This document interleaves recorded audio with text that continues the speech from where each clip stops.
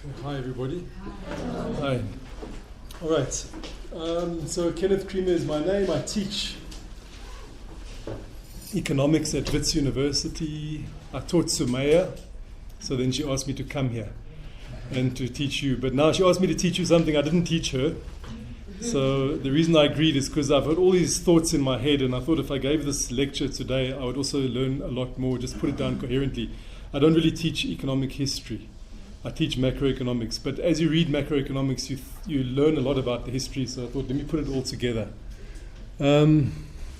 So these are the main bullet points. It's going to be quite a difficult lecture, guys, so you better, I hope I can present it and you can understand it, because it's a lot of details. You can just stop me if you want, and I can try and clarify. It's not going to be that easy, because there's a lot of information. How much time do I have? About an hour or two, hour and a half or something. So I'll see how to pace it. These are the main bullet points that you will learn about in the lecture. The one is what we call the important episodes in recent economic history. The gold standard. Okay? For centuries before 1913 to 1930s, there was something called the gold standard. And you need to understand what that was. Then there was something after the collapse of the gold standard. It collapsed, it died a slow death, the gold standard. Like America and South Africa and Britain and everybody went off it in 1913, and they went back on in 1920s, and they went off it again. So it didn't die immediately. It kind of tried to make a comeback, but then it finally died at about 1933. Then it was followed by the Bretton Woods system. Around 1945 that came into place, and that system I'll teach you about. Bretton Woods, do you know what it is? What is it?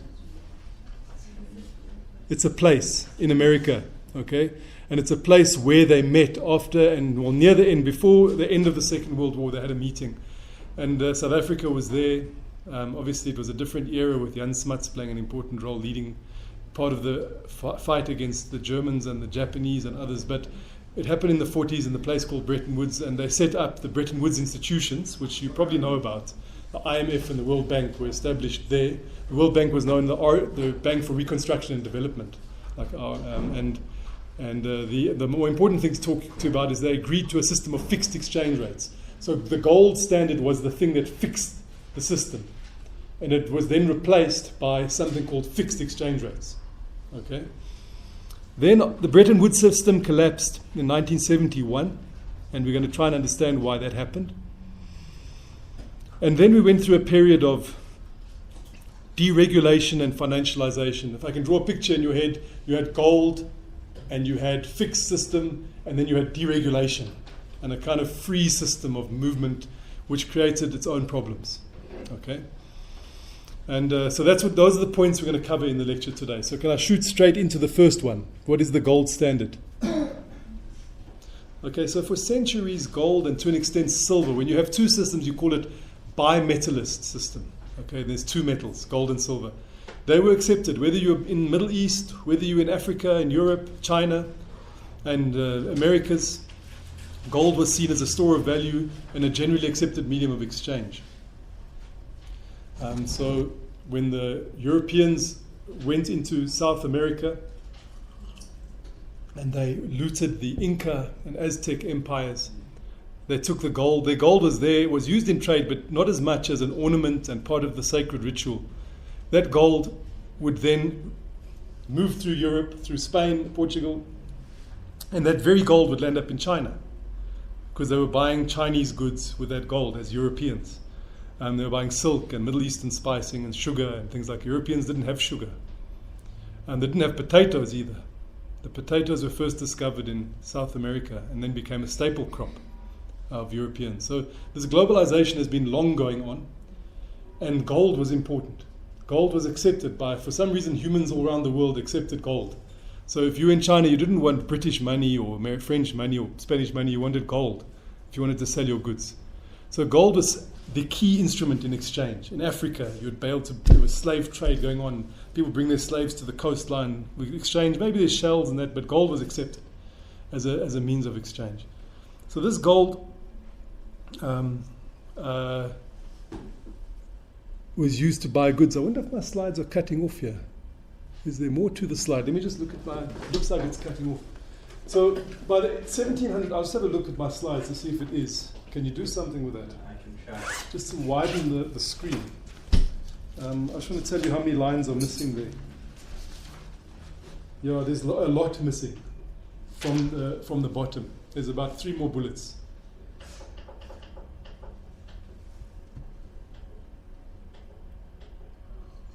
No.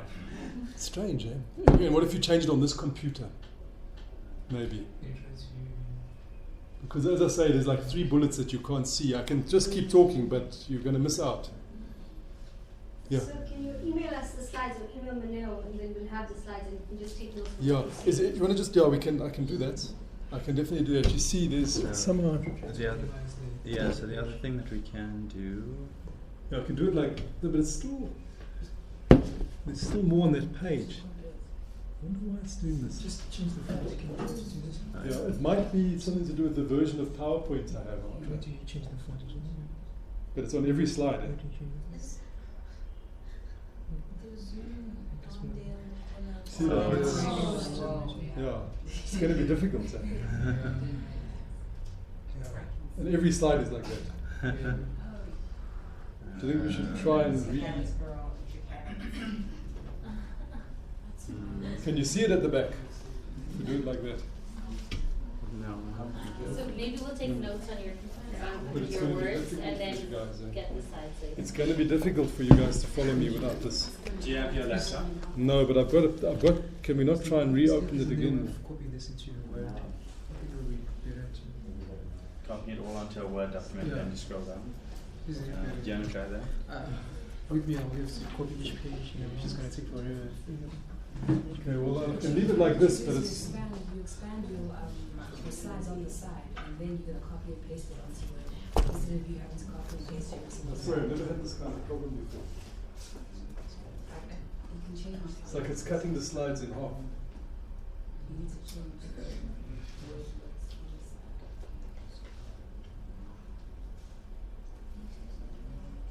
I'm happy to just carry on with them being open like you had them there, if you want. As long as I can also see the words. Where's Word? Confused.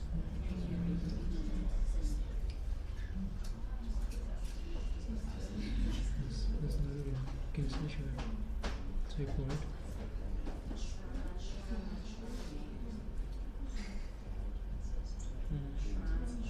Just forward.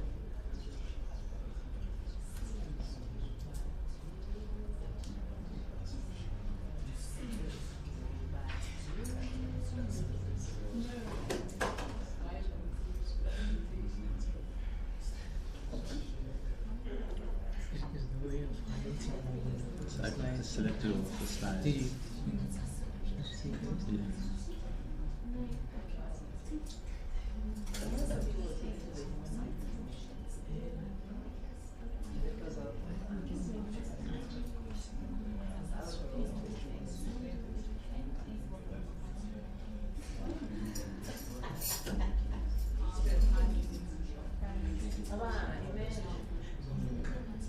Maybe it's showing the page like horizontal or something. I don't know, like, yeah, it's not showing it as a the portrait. Yeah. Oh yeah, you just try it.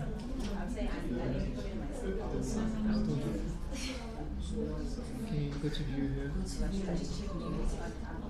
the layout. There's no layout.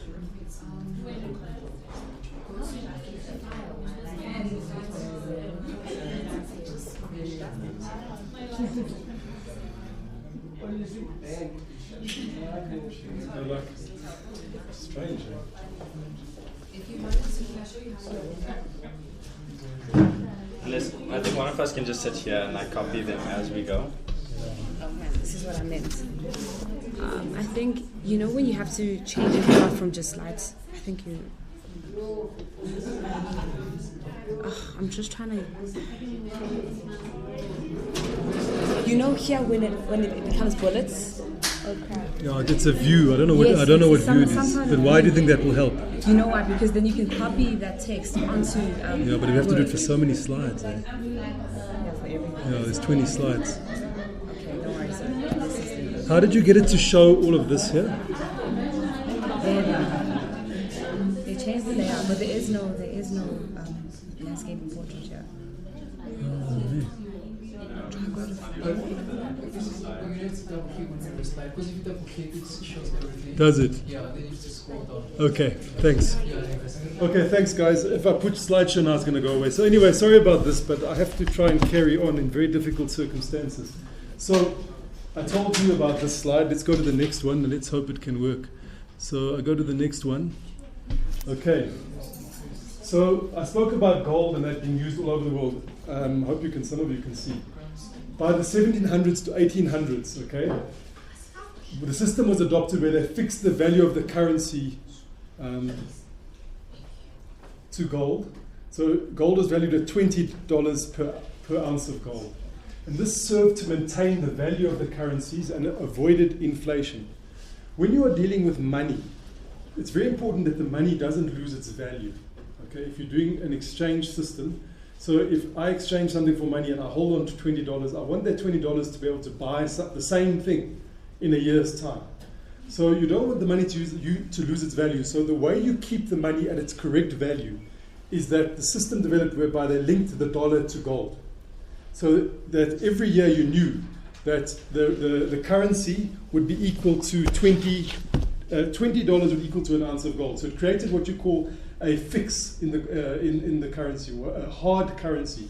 Because if you don't have it like that, the currency is able to lose its value very quickly, especially if there's a war or something like that and the government starts to print money. The money then grows, the volume of money grows, which leads to a situation where it's losing its value. There's a very famous equation in economics, MV equals PY, which is the equation of exchange, okay? MV equals PY is the equation of exchange.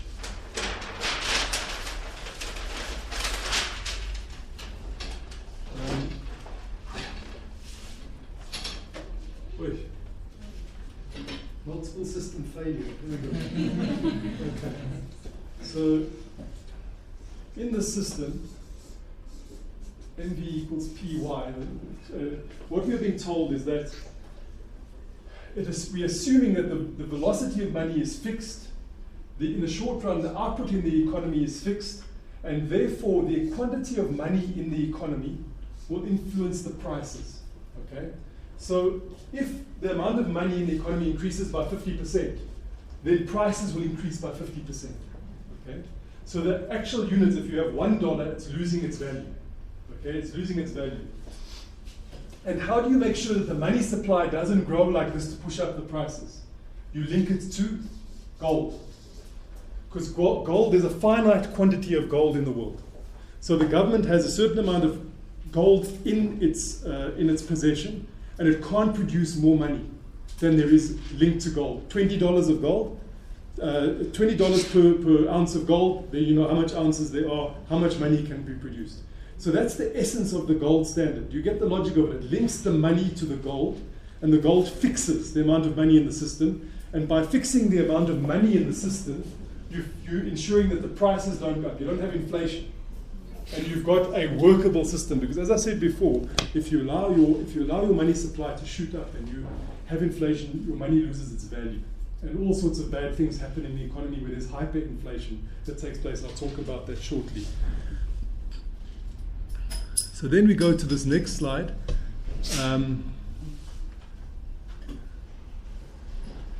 The problems. What is the problems of the gold standard? Okay. So I've given you why it's a good thing, the gold standard. It keeps the value in money. Okay. What is the problem with the gold standard?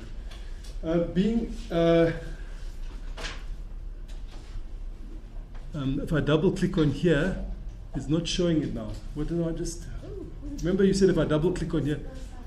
Then scroll down. Oh, I have to scroll down. Sorry. Okay, thanks. Okay, so the problem with gold standard. Being linked to gold limited the money supply and reduced the flexibility of governments to boost the money supply in order to stimulate demand.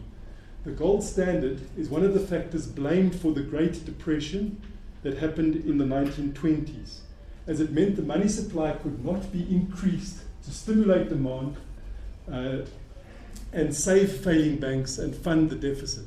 So I told you the good thing about the gold standard is it protects the value of money. If there's one word that tells you what's the bad thing about the gold standard, it is not flexible enough when you need to stimulate demand in the economy. So the good thing is it protects the value. The bad thing is it doesn't give you flexibility when you need money, okay, as a government. So in the 1920s, one of the problems with the Great Depression was it was a very bad situation. Huge unemployment, stock market falling, growth was falling. In America, there was about 10,000 banks that went bankrupt in this period. They lost their money, and the government wasn't able to bail them out or save them because they could only have as much money as there was gold. So they didn't have that flexibility to, as we do in our modern time, you have bailouts, and the Great Recession is what you guys know about, the recent one. There's no bailouts that were possible at this period. So, yeah? So my understanding of the Great Depression was that it was also because of over-borrowing, right? People would borrow money to invest in stocks, and then the stocks wouldn't increase, and then they wouldn't have the money to pay it back. So this, to me, like, I don't know, how is this the solution to the problem of people over-borrowing? Isn't this just going to create later problems down the line? Yeah, it could create later problems, but it's the immediate solution where you can bail out the banking system and you can stimulate aggregate demand. The government didn't have that instrument, which is a modern instrument of macroeconomics, because it didn't have the independence. So there's also, as you say, policy errors were also blamed for the Great Depression, as the Fed did not respond to the falling money multiplier, which meant that money supply was reduced, exacerbating the depression. So this is an interesting concept. In the Great Depression, there's a guy called Ben Bernanke who wrote The History of the Great Depression. And he said, well, one of the problems that took place, this is different from the gold standard to an extent, is that when there's a depression, the money supply needs to be increased to stimulate demand in the economy.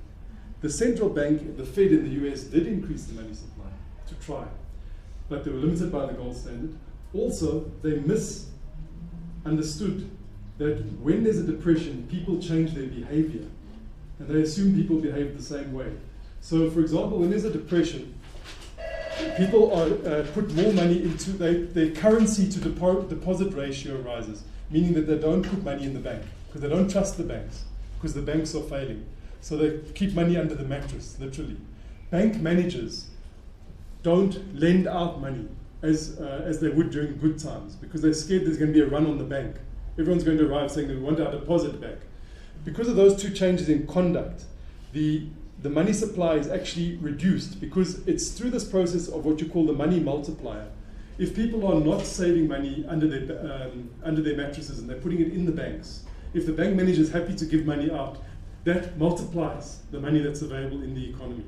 So there's the gold standard which limited the flexibility of the money stock, and there's the policy error of the Federal Reserve who didn't understand that there was contraction taking place massively in the money supply. There's many different approaches to the Great Depression. This is one of the approaches. As I say, this is the Bernanke approach to it.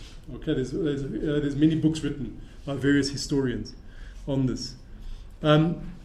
Keynes, writing in the 1920s, said that this gold, he called the gold standard a barbarous relic. A barbarous relic. What is a barbarous relic? It's something that comes from the past, which we shouldn't use anymore.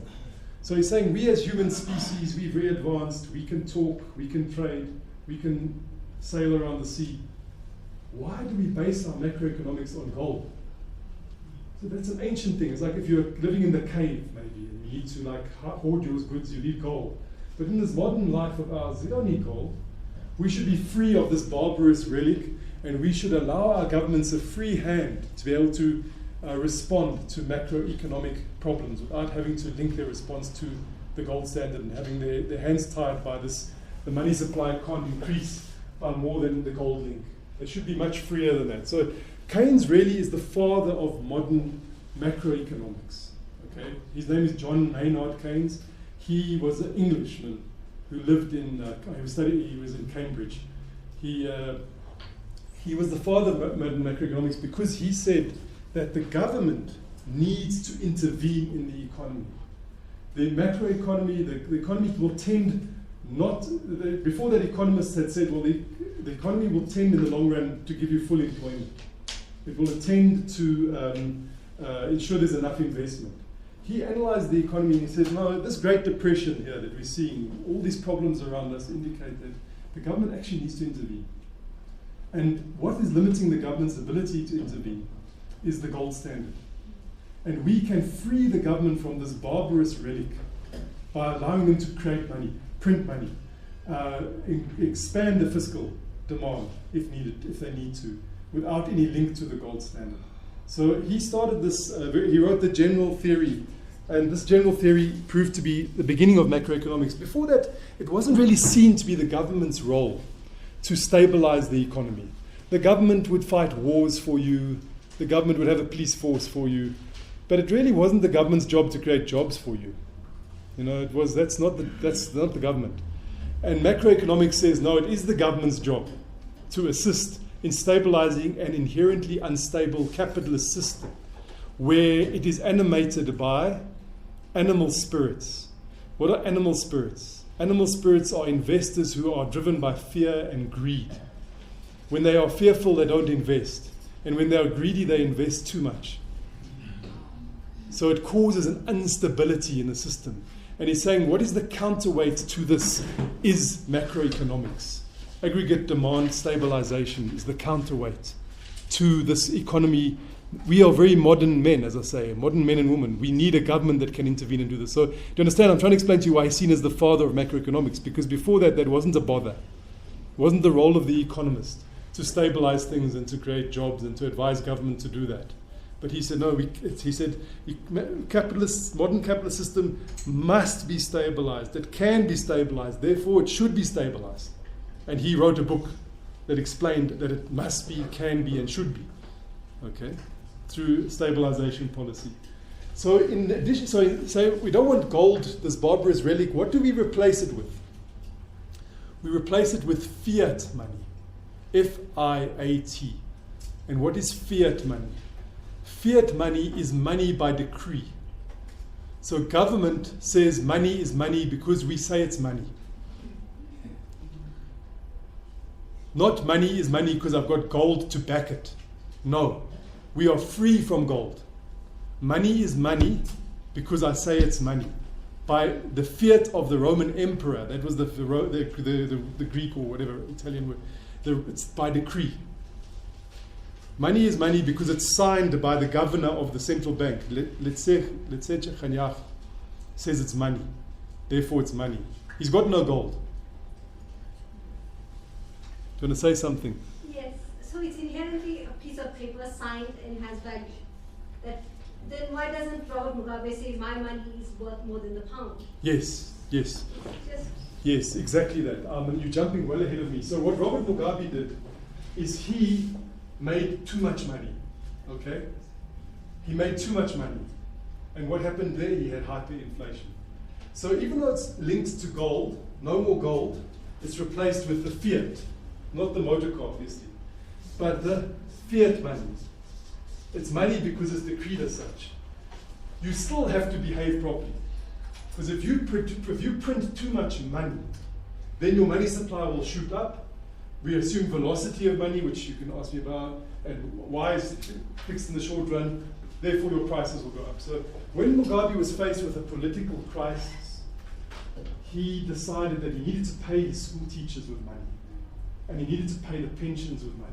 He needed to pay the army with money, and the police, and the jailers with money. And he didn't have money. Because how does he make money is that he makes it from taxing people, and the economy was slowing down. And how does he get dollars? He has to sell tobacco. That's all he really has, and flowers. He doesn't have gold, he's got a bit of platinum. So he doesn't have a lot of money. So how does he make money? He prints money. And he pays the teachers and the soldiers with printed money. He creates the money. But he made too much of it.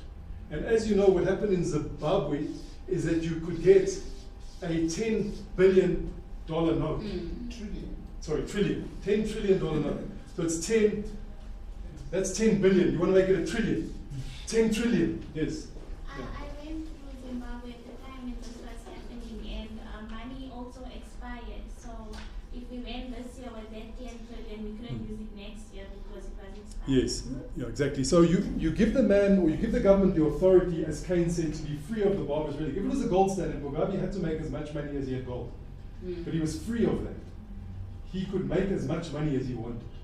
But the consequence of making too much money is what you call hyperinflation, which is inflation running at tens of thousands of % every month. Yes? But this system assumes that each government can act independently at an equal level. But that's not the case in the world. When a country steps out of line, the richer countries impose sanctions and it throttles the economy. Yeah, nobody said, I don't know, nobody said countries are equal. Well, they should be. It should be, but no one said that. My system doesn't say that. Yeah. I believe there's an imperialist kind of system. Yeah. So now, in an imperialist system, the empire is powerful. Who is the empire? The reserve currency. I'm not saying in a conspiratorial way, in a descriptive way. The US dollar is the world's reserve currency. So what happened to the Zim dollar? The Zim dollar is extinct, like a dinosaur. It has been replaced by the US dollar and the South African rand and the Botswana pula. There's no more Zim dollar. They're trying to reintroduce the coins. So if you believe in fiat money that it gives you total freedom as a leader, you will make your currency extinct. Okay? And it's a bad thing to make your currency extinct. Because if you control your own currency within this empire of domination, etc., you at least, if there is a shock in South Africa, like a drought or something, we can use our monetary policy to respond to our local shocks. And we can manage our demand. If we don't have our own rand, we just have to go with the dollar. And you don't have that ability. So it's good to control your own currency. In Europe, I'm going to get to that just now, they don't have their own currencies anymore. In Greece, they only got one currency, and that's really messed up their ability to deal with their own problems. Because they've got one. So maybe when you people are teaching to your students in 20 years, there will only be one world currency, I don't know, or 5. But for now, there's quite a few currencies around the world. Europe is going on this experiment. Maybe Africa will have the afro, like the euro. Some people talk of that, but we're not near that at this stage. At this stage, we're still using as South Africa our currency, but we manage our currency very much better than Mugabe. We don't want inflation. We've got inflation targeting. As soon as inflation goes to 6%, there's a panic station and they raise the interest rates. Mugabe had it at 10,000, 100,000%. His interest rate, nothing would help at that point. The cat was out the bag. He couldn't put it back. You got it? So we're back to this gold money replaced by fiat money. Now, Keynes, okay, as I said to you, he was a proponent of macroeconomic stabilization policies. He viewed capitalist economies as inherently unstable. Intervention was needed. I've explained this to you already. His approach of John Maynard Keynes dominated from the 1930s to the 1960s. Okay? So that was a dominant, so people thought that now we understood macroeconomics, we must do Keynesian macroeconomics, we must stimulate the economy. When the economy goes down, we must do things to make it go up as the government. That's our job. So you could draw a picture of the GDP like this. It goes up and down. This is called the business cycle. Can you see it? The business cycle. And Keynes said the government must play a role to try and counteract the business cycle. So when economy is up, they must slow down government spending and money supply, all those things. When the economy is down, then you must borrow more, spend more as the government. And through that, you bring more stability to an inherently unstable system. That was Keynes' insight. So it was going well for a long time. His insight would have inspired, after the Great Depression, the United States had what they called the New Deal. You've heard of the New Deal. President Roosevelt, very much inspired by Keynes. You had work groups going out like youth brigades, public works brigades, digging roads, building dams, getting people in uniform to get them back to work, spending government money to get them back to work, to get the economy back on its track. In some ways, World War II was the biggest Keynesian program of all time, because the amount of people who got jobs building bombs and planes get sucked into that system of stimulating the economy. But that's not what I'm saying now. I'm just talking about the New Deal. But it has a Keynesian effect where the government spends a lot of money to fight a war. Okay, yeah. We've had, I think it's called the CWP or the I forget an acronym. So we had a speaker that was showing us about, or mention them, is the rationale behind such programs similar, that you need government programs that employ large numbers of people to some extent? So it's still that these ideas are still... Yeah, these ideas are still current, yeah. Definitely, there's a strong resonance in those ideas. Do you perhaps know the opposition debate by Hayek? Yes. What was the... Okay, I'll tell you about it in a second. Okay, I will do that. Let me just finish with this slide now, and then I'll tell you about that in a second. So Keynesian was dominating, and in America it was called the New Deal, and in Europe it was called the Marshall Plan. You've heard of the Marshall Plan. The Marshall Plan was a plan to rebuild Europe after the Second World War, after it had been flattened by the Second World War. Most of the continent, the Americans and the World Bank put a lot of money into that. And this was, again, inspired by the notion that we need to reconstruct in Keynesian ideas. I just wanted to compare something very interesting for you before we talk about Hayek. After the First World War, there was the Treaty of Versailles. You remember that? And at the Treaty of Versailles, the winners, the victors, imposed extremely arduous terms on the defeated, the vanquished, including huge reparational payments that had to be made.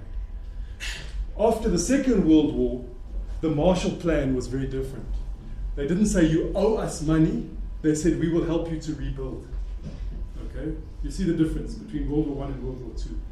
Keynes wrote a very interesting paper called The Economic Consequences of the Peace in 1921, where he said, by punishing Germany and the defeated countries, you're going to cause another war.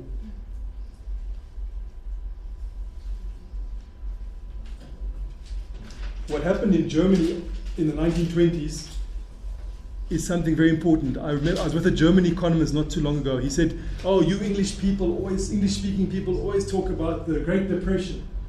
We in Germany speak about the Weimar Republic. You can't see it here, but it says Weimar, W-E-I-M-A-R. And what happened in the Weimar Republic was like Mugabe's time. The government owed so much money to the West, it started printing money to pay its debts. And the inflation went into the thousands and thousands of percents as well. Yes? Weimar, W-E-I-M, oh, the paper, sorry. The Economic Consequences of the Peace. Yeah. It's a famous old paper.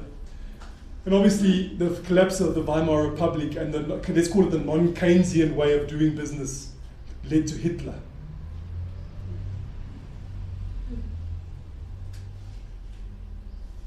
Yes? Just to follow up, you were saying that the West argued saying that they cannot that's what I've been saying, so that because they didn't want countries like Germany to go back to war. Just didn't get it part. You're talking about after the First World War or after the Second World War? After the Second World War. After the Second World War, after the First World War, they decided to punish. You know, the French people were very aggrieved, the British were very aggrieved. Everyone was aggrieved, the Americans. They said these Germans must pay. And they punished them so badly that they had hyperinflation and then they had Hitler. Okay? After the Second World War, they said, no, we mustn't punish them, we must rebuild. And they rebuild. And obviously they were also motivated by another factor which I haven't pointed out yet, which was the rise of the Soviet Union. Because they felt if they didn't rebuild Germany, they were scared they would lose Europe to Stalin. Because he was very strong. He had already taken the Eastern Germany. And he was happy to take more. He wanted Greece. He wanted Western Germany. So they said, no, we must rebuild. Because if we rebuild, we'll win the hearts and minds of the Germans. They'll be happy. They won't go to Stalin. So I didn't say that yet, because I'm trying to keep it simple in that sense. Now, I know I've got a question outstanding. But let's just see if I must deal with it now or later. Okay, so the question was, who was Hayek? And Hayek and Keynes were seen as two famous economists who debated each other. Okay, so Keynes wrote the general theory. His paper is called The General Theory, Keynes. And Hayek, Hayek, whoa, it's going. Thank you. Hayek, he wrote a very famous book called The Road to Serfdom. The Road to Serfdom. You know, it's like slavery, the road to serfdom.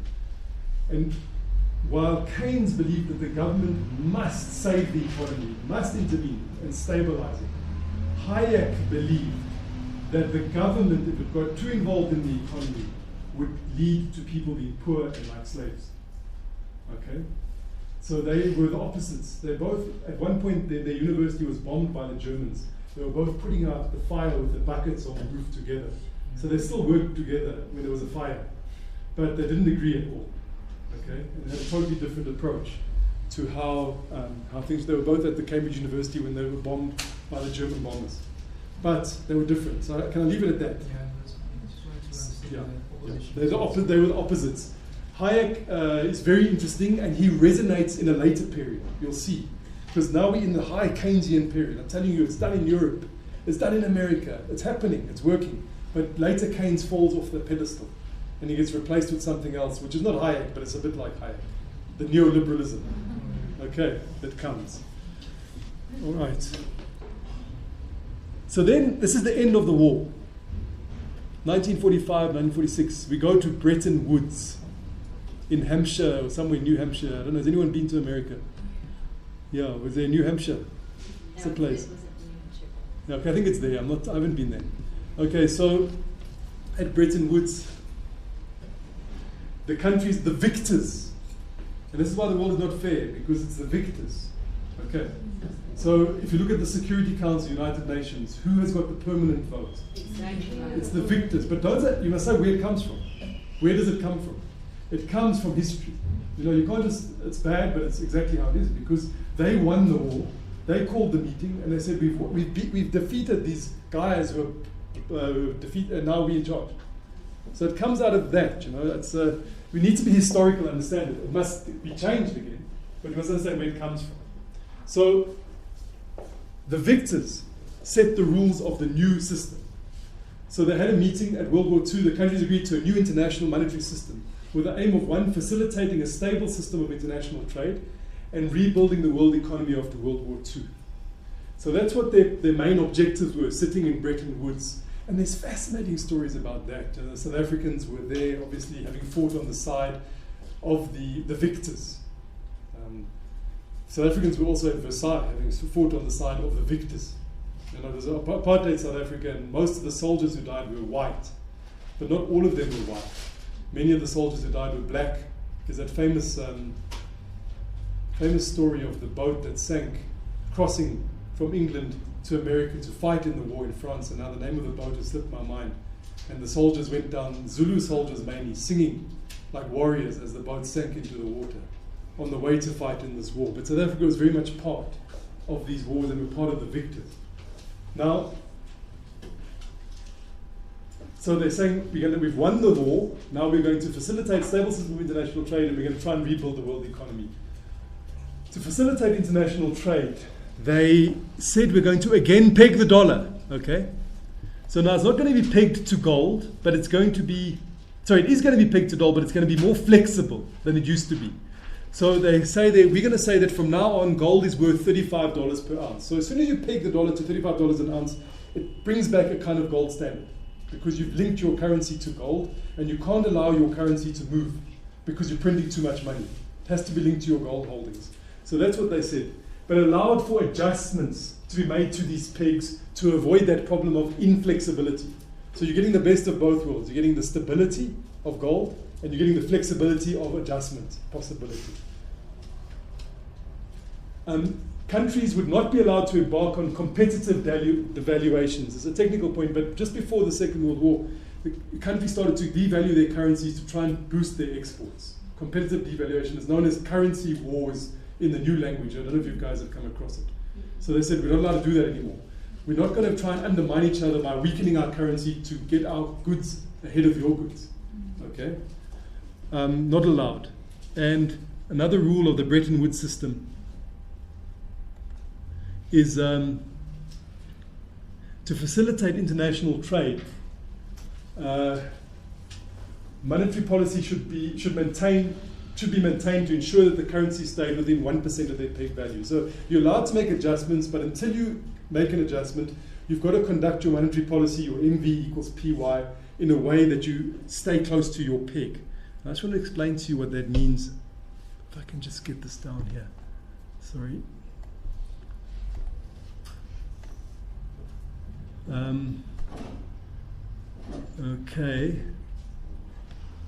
Okay, so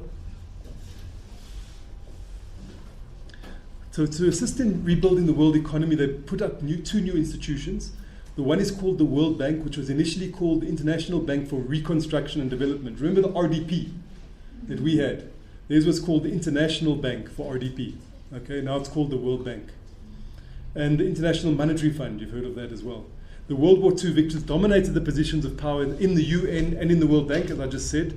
And this has become a politically contested issue now. Why is it that it's China and America and France and Britain and Russia? They won the war. Remember, the Chinese were fighting the Japanese. They were part of that group. Those were the 5 victors of the war. There were others like Australia, South Africa, Canada who fought, but they weren't big players, like those 5 major players in the war. So they put themselves in charge of the new system that they'd created. Now we're saying, well, you need to reform and democratize the United Nations, which is fair enough. But in the history of the time, I suppose nobody said that because they knew who had won.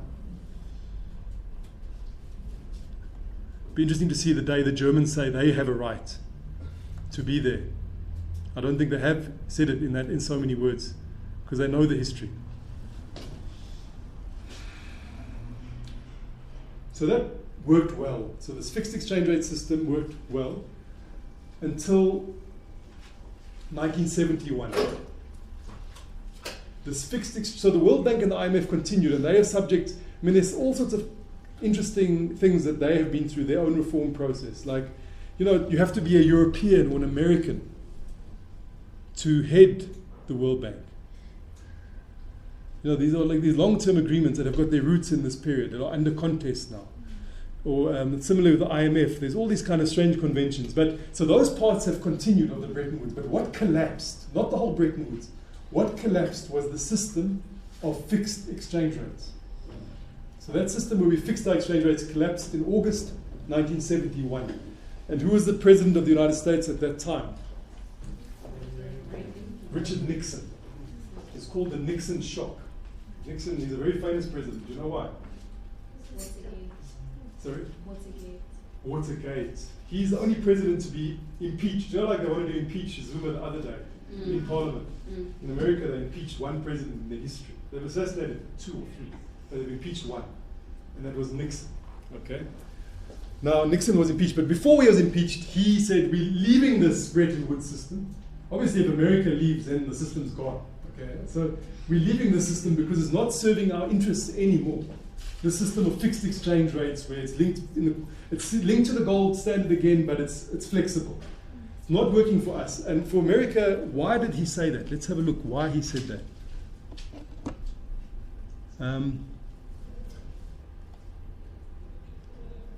The US at that time needed to devalue its currency, but it could not devalue it under the Bretton Woods system. So if you were America, you said, okay, the US dollar is worth $30 to the ounce. Even if Nixon said, we're now going to make it $50 to the ounce, and I'm going to weaken my currency, all the other currencies were linked to the dollar. So they would all just move with him. And he would never be able to devalue his own currency against his trade partners. And he needed to devalue his currency, the American system. Why did they need to? They were importing more than they were exporting. The American economy couldn't export because their currency was too strong under Bretton Woods. And they had a huge national debt, mainly because of the cost of the Vietnam War. They had this massive national debt problem. So they needed to stimulate their economy through having a currency depreciation. But the Bretton Woods system disallowed the Americans from doing the depreciation. Do you get the logic? They were the center of the system. They were the reserve currency, but they couldn't devalue. So they just announced, we are no longer part of the system. The system is over. The Bretton Woods system was then replaced by a non-system. Okay, so this was a non-system of floating exchange rates. So there was no meeting anywhere. There was a declaration that it's over, and then you're in a non-system. and the market then will decide. It's not agreed. And that's where Hayek was interesting, because he said the greatest human institutions, no, he didn't say it in this context, but he said it in another context. The greatest human institutions are those that were created by human action rather than by human design. Okay? So it's when we have to do, what's it? Necessity is the mother of invention. When you have to do something, it might be better than thinking about a big plan of what you're going to do. Yeah. When this happened, did this then trigger like massive shocks in other countries? Because the U.S. had planned it, but if they just announced it, Yeah. what was the effect of the rest of the world? This was, I can't tell you for sure, but I can imagine it was shocking. But you must remember in the 1970s, there were many things that were shocking. There was, yes, thank you. There was the OPEC oil price shock around the same time. So the Arab countries and non-Arab countries joined together and decided to fix and to increase the price of oil, control the supply of oil, which sent a huge shock into their system. I'm going to get to that now. And all of this was adding to the fact that the Americans wanted to do something to escape from this trap of that they had found themselves in of an overvalued exchange rate. So there was a lot of It's shocks. not as clear as saying like they did this and then economies around the world crashed. No, not at all. No. It really had a mixed effect. I can't tell you for sure. I'd have to look. I'd have to research what happened all around the world. It's not as, yeah, they were doing it for their own reasons, for their own sake. But I don't know what the consequences are. You probably find some economies benefited from it and some didn't. All right. So we now have moved to this new system. Then what I'm now... non-system. Okay, so then this is the 1970s, and this is now the end of Keynesianism and the rise of monetarism. Okay, so I've been telling you about gold, then I told you about fiat money, I told you about the importance of Keynes in that and how dominant he was, and the Bretton Woods system informed by some of that. And then when that ends in the 70s, there's the end of that Keynesian dominance. There's a new macroeconomic thought that dominates most economics, and it's called monetarism. And the leading economist there, his name is Friedman, another American. Not Keynes wasn't. So Friedman, I can't remember his first name, but Friedman. Milton, thank you. Milton Friedman. Yeah, he's the leading monetarist. Okay, so in the 1970s there was stagflation. What is stagflation? Sorry, stagnation and inflation. Yeah. So stagnation plus inflation. This is what South Africa is about to have. So you might as well know what it is. So stagflation. So you have a situation here where there's two concepts here. The one is that the GDP growth is bad and inflation is rising. Not a good situation. Okay, stagflation. GDP is falling, the growth is poor, it's very bad, and then the inflation is rising. So 1970s there was stagflation. That's when the word was invented. It's economic stagnation, that's low growth, combined with inflation, driven in part by this OPEC oil shock. And the collapse of the Bretton Woods system of pegged exchange rates meant the international monetary system was based on fiat money, with the US dollar continuing to be the reserve currency. What the reserve currency is basically that people can do international trade with the US dollar. They trust the US dollar. They trust it. So, you know, if you're going to buy, if you're going to start selling your products into Zimbabwe, you don't want Zim dollars. You want them to give you US dollars. Or if you're going to sell them to Senegal or to wherever. And it's the same throughout the system. There's this reserve currency. People will say, I'll do international trade, but I don't want your Swiss franc even. Maybe I will. Maybe it's a bad example, but I don't want your Nigerian naira.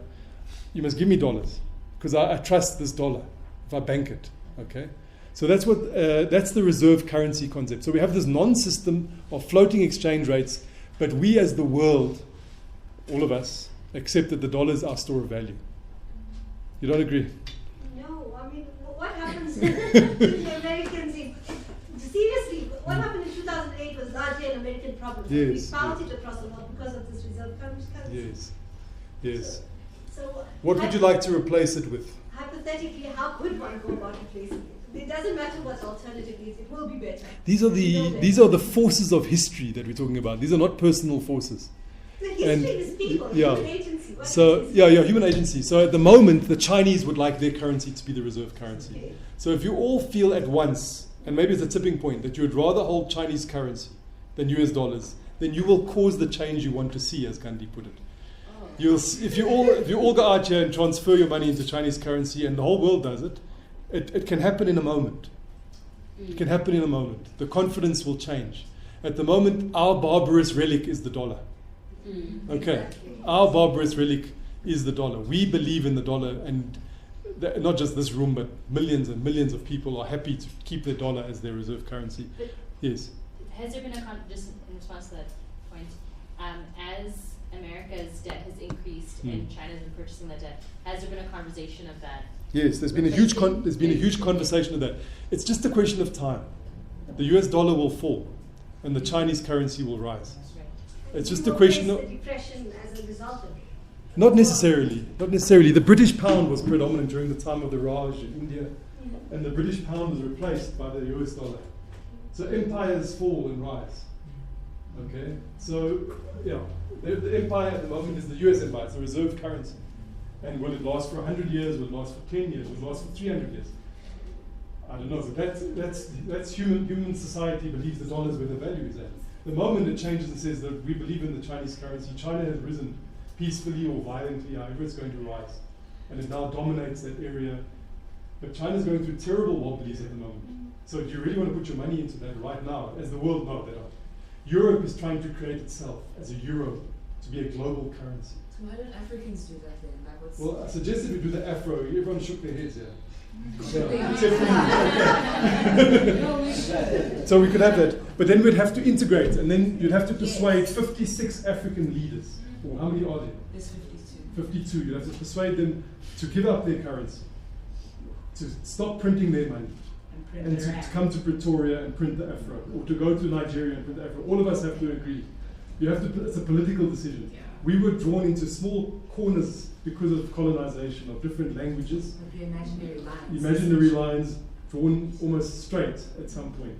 You have to overcome all of that in order to create a currency block. Because I feel like we could be. West Africa has got some of that. It's already got it. You had your hand up.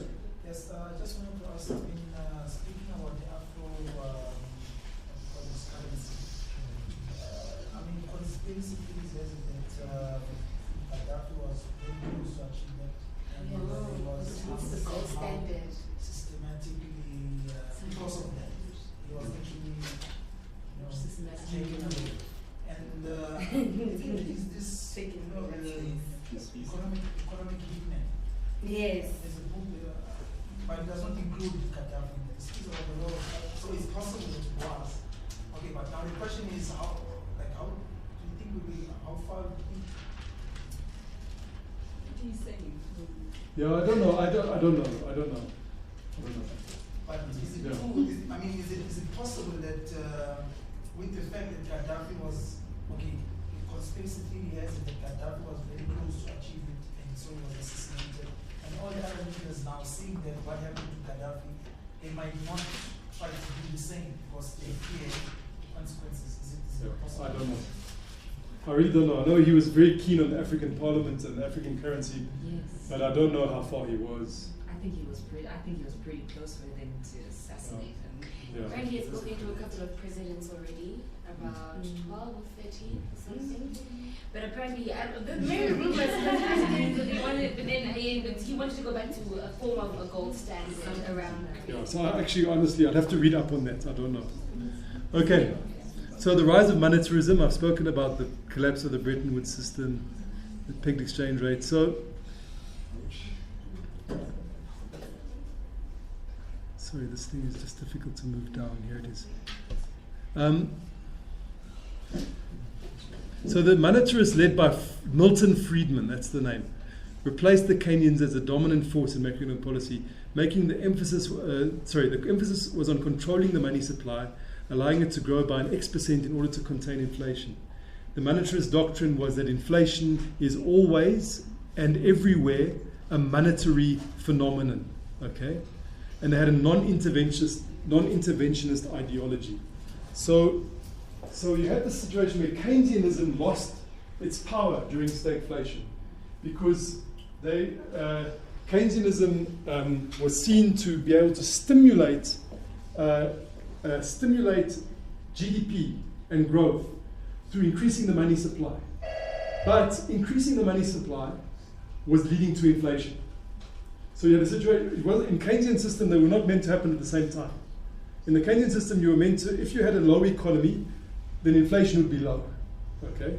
And if you wanted to stimulate your economy, then you would inject money into the system and it would recover. But this now is counterfactual to the Keynesian analysis, where you had both bad economic performance and high inflation.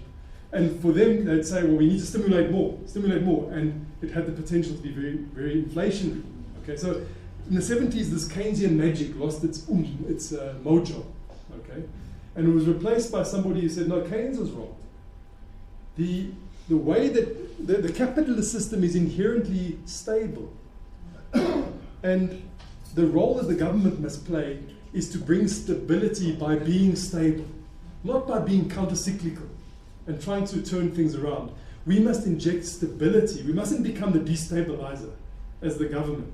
We must be the stabilizer by being stable. Do you understand? So they're assuming that the government, the economy is basically a stable system, and the government risks destabilizing it by trying to be counter-cyclical. Rather, they should increase the money supply by what they call X%. That's monetarism. The money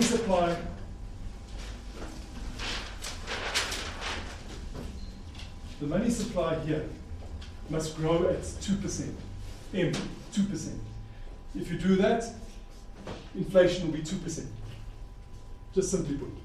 And we mustn't try to move the money supply up and down in order to stimulate the economy, because it's going to cause inflation. And they quoted Keynes where he once said, aren't you concerned that your system is going to cause inflation in the long run?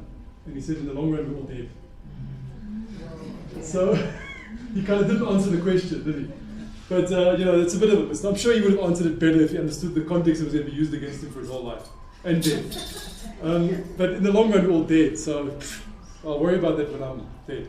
So that was the thing. So monetarism became the predominant idea, that we've got the system that must, we as governments shouldn't destabilize the system. We must be stable. And through being stable, we will be doing our job. All right. So monetarism. You got the rise of monetarism, guys? Okay. Then what happened next? Then, in this context where capitalism is seen as stable and Keynes was dead, an era of deregulation and financialization took hold. So remember, gold is gone, Bretton Woods is gone, capitalism seen as stable. So it's all lining up as a perfect storm for deregulation and financialization. There's a famous German writer, Wolfgang Streeck, who's written in an article where he sees a series of related crises over the 1970s, from inflation to public debt to financialization. So this slide is very busy, and I don't think you're going to get all of it. I will send this to you, but there's a lot of information now that you have to put together. It's like a crossover slide. Sure, okay, let me try. So he's saying in a way, every solution becomes the new problem. You know, if you like, yeah. Every solution becomes a new problem. So in a good way, macroeconomics is good because it's looking at the problems of the day and it changes its theory. When the facts change, Keynes says we change our view. So they've changed from Keynes to monetarism because the problems have changed. Therefore, there's no one single model of macroeconomics. Okay, there's no one single model. It depends on the circumstances and the contingencies. Now, what Streeck says is a bit different there. He says that the solution becomes the problem in the capitalist system. Okay? What Marx said is the form becomes the fetter. So Marx said the form becomes the fetter in his grand telling of history. He said, well, you have peasants, and that's the form, the mode of production. and then that becomes a fetter on the next stage of production, and you have to break it down. And then you have the working class in industrial capitalism, and that form of society becomes the fetter, and you have to have socialism. You know, that kind of thing. The seeds of the crisis are in the form. And then the crisis blows into a full-blown tree, and you get a new system. Okay? So Streeck, in a shorter time, not like Marx over the epochs, but over the shorter time in the 1970s, says he can see that we moved from inflation to public debt to financialization. So I'm telling you that we moved to this financialization, but he does it more elegantly. Okay? Inflation came under control. There's a guy called Paul Volcker, 1979, 1980. The monetarist experiment was implemented for 2 years in the United States, and they crushed inflation. They controlled the money supply, and the inflation was chased out of the system. I mean, I was a child in the 70s, and I remember very well. Like, there was, in South Africa, you had oil restrictions, you had inflation, you weren't allowed to drive your car more than 80 kilometers an hour. There were all these serious restrictions so you didn't abuse your oil. You know, so it was a time of restriction. And by the 70s, they got rid of all that inflation, the US, through controlling the money supply. Remember, I said you control M. And Volcker was the man who was the head of the Fed at that time, Paul Volcker. Then what Streeck says is inflation, as inflation went away, what did the capitalist system put in its place? It put in its place, first it put public debt, and when public debt wasn't there to sustain it, it put in place financialization. That's the basic notion I want you to understand. So Streeck is saying that these crises feed into each other. So you get rid of inflation. So inflation served a role in a way in his system. Then it gets replaced by public debt, which puts some dynamism into the economy. Then it gets replaced by financialization. So it's quite tricky. I should probably give you the reference. It's an article. Inflation receded, public debt began to increase because tax revenues received by the government fell. So during that Volcker shock, when they brought inflation under control, the tax revenues fell. Okay? And then government expenditure rose due to social assistance needed to compensate the rising numbers of unemployed. And it's cutting off there. I want to read what it says. This is a quote from his paper.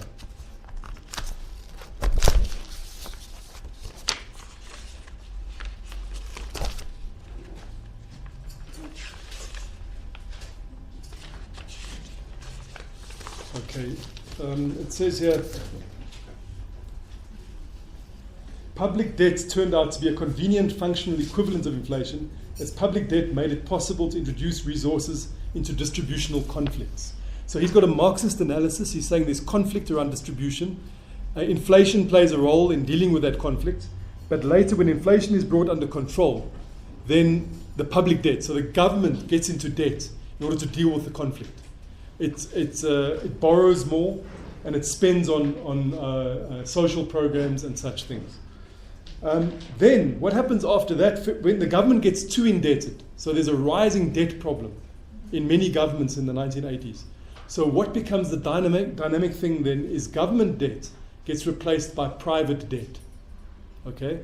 So they financialize, they re-regulate the financial sector to make it easier for families to borrow money from the financial sector, so that the debt isn't on the government books. The debt lands up being on people's their own debt. Okay? And you can see where this is going if you think of subprime crisis and all those kind of things. So I want you to look at the slide. We'll send it to you. But basically it moves. There's inflation that gets under control. To bring some dynamism back into the economy, the government goes into debt. The government gets into too much debt. Then the financial sector gets deregulated in order for private debt to be a driver of... and this is his is a Marxist analysis. So he's saying what is happening in this economy? What is the mode of production that is mediating the conflict between the rich and the poor, the working class and the capitalist class? First of all, it's inflation. Then it's government debt. Then it's private debt. And it's a very mournful tale because he sees it ending with the end of democracy. I mean, if you read his whole paper, that in the end there won't be democracy. Okay, but that's his analysis, because that's the only way then, because all of the contradictions are going to play out. But I don't want to go all the way there, but I find it useful the way he tells the story of the linkage from the end of inflation. And one of the consequences of this is rising inequality. This is, you've probably come across guys like the Piketty, and these economists. This is all their kind of stuff. I haven't gone into it very much. But this shows you, this is the earnings of the top 1% income share. In France, purple, Germany, blue, Netherlands, red, Sweden, green, UK, blue, and US, black. What it shows you is the top 1% in the 1915, before the First World War, were earning around 20% of all this earnings in the economy. So the top 1% take 20% of the salaries. Okay? Then, during this period of the 1930s, 1940s, this high Keynesian period, the top 1% were only earning 10% of the salaries. What's happened with this deregulation and financialization is the top 1% are now again earning 25% of the total. Okay? So this is another dimension to this problem, whereby the change in away from the Keynesian system towards the deregulated neoliberal system is that there's rising inequality, income inequality around the world. Now, often, I've been very involved in the South African data, and we often get confronted where we say, but what's happening in this country? The inequality is rising. And then people say, but it's a global phenomenon. So I'm not saying it's an excuse for what's happening here, but it globally is happening. Globally, inequality is rising. The nature of the capitalist system, as it goes into the neoliberal, deregulated system, has caused this to happen all over the world. So it's something we must look at our own debate against that backdrop, at least to understand its true causes. It's not a unique South African situation. So this is what Streeck also says in his paper as well, and it comes with the weakening of the unions and the breaking out of democracy and all of these things that come with this post-Keynesian deregulatory environment that's taking place. So we're in a very serious place at the moment, macroeconomically. Things are, it's not clear. The literature about this is saying Piketty says this is because of politics and the weakening of social democratic parties, the weakening of the unions, etc. Other economists say it's because of technology. That the reason inequality is rising is because of technology. The capitalist system doesn't need everyone to have a job. And as technology means that more can be produced with fewer people.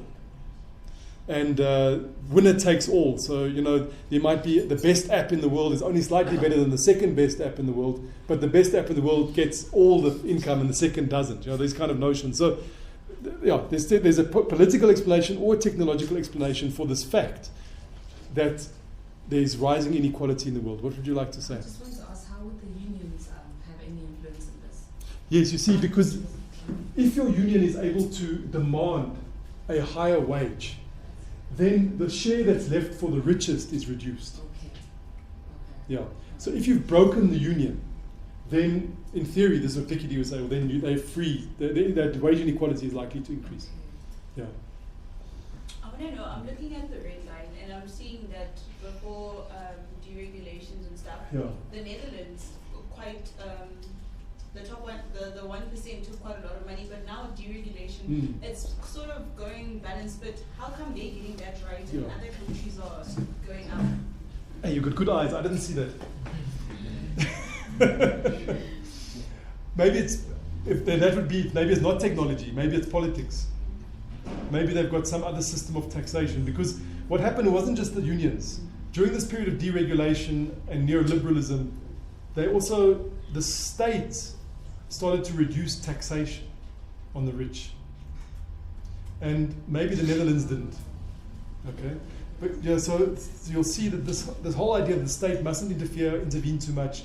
The rich lobbied to not be taxed too much. So there was a time when they were taxed at 50 to 60%, was reduced to 20%. That kind of activity was taking place as well. And there might be politics, I don't know, I'm just guessing, in the Netherlands that it hasn't happened in that way. The Swedes are also known for that. They're not up here, where they've managed to keep a social democratic system in the light of all of this deregulation that's been going on. They've at least, there's this irony of having rich countries and poor governments. So you have a situation where the country in Europe is rich, but its government is broke, it's indebted, because they haven't got the fiscal balances right, and they're not sucking enough out of the rich in order to sustain their social democratic programs. And they've been lobbied by these groups to say, no, taxing the rich is bad. There's this famous curve called the Laffer curve. It says, This is the rich lobbyists curve.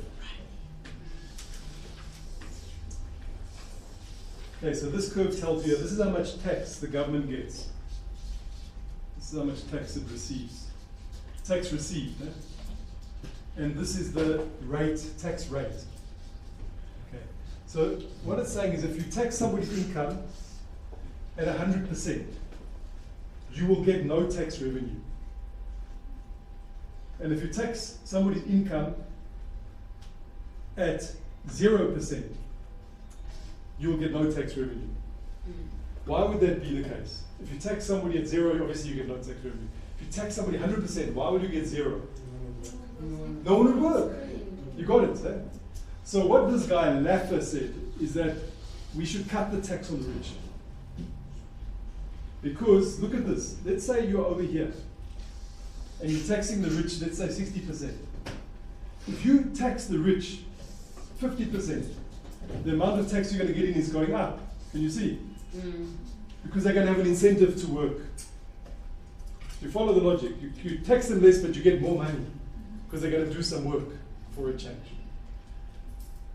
Okay. So why aren't we applying this principle in South Africa? Well, we in South Africa, I'll get to that now. This was now the period of the deregulation. Laffer went to Ronald Reagan and showed him this, and he convinced him to cut the tax on the rich, and then there was less. But the problem was Laffer said he was here, but if we were there and you cut the tax on the rich, you get less money. Because they're not going to work more, they're just going to give you less. So it depends, his curve is fine in theory, but where are you in practice on the curve?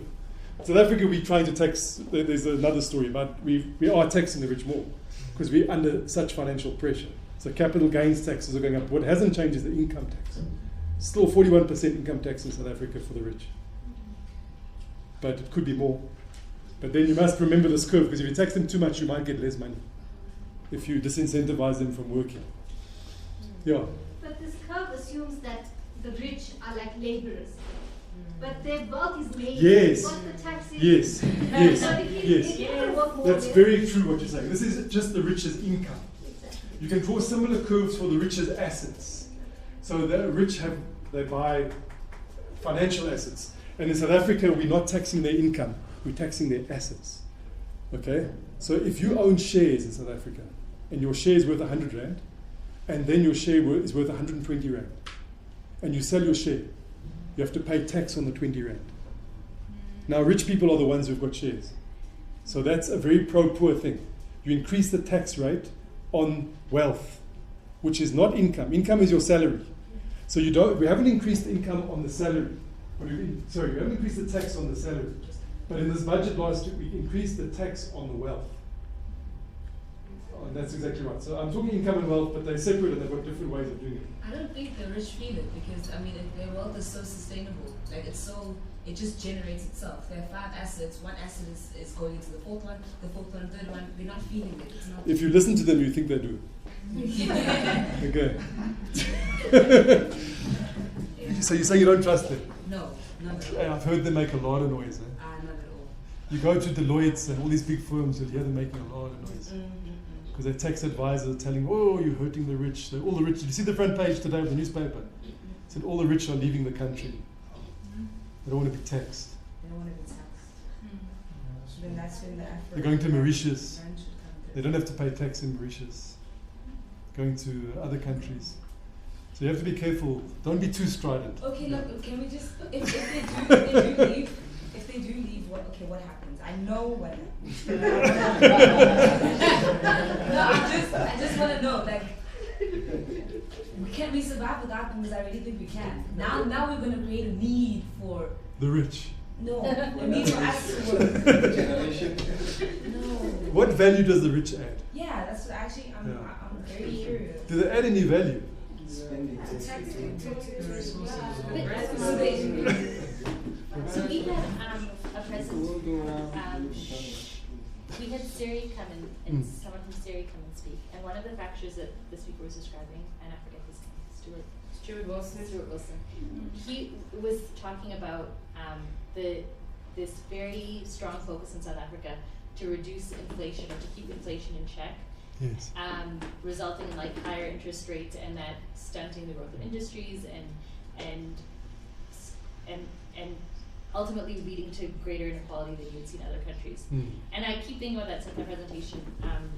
And when you wrote stagflation, you said that's kind of where the country's going. So what was it that made you say that? Like why is the country going through stagflation? The reason we're going through stagflation is that we have inflation rising and the GDP falling. So inflation is rising despite those policies? Inflation is rising, and that's why they've been increasing the interest rates. Inflation is now above 6%, and the inflation target is between 3 and 6%. So as soon as it goes above 6%, the Reserve Bank's mandate is to increase interest rates to bring it down.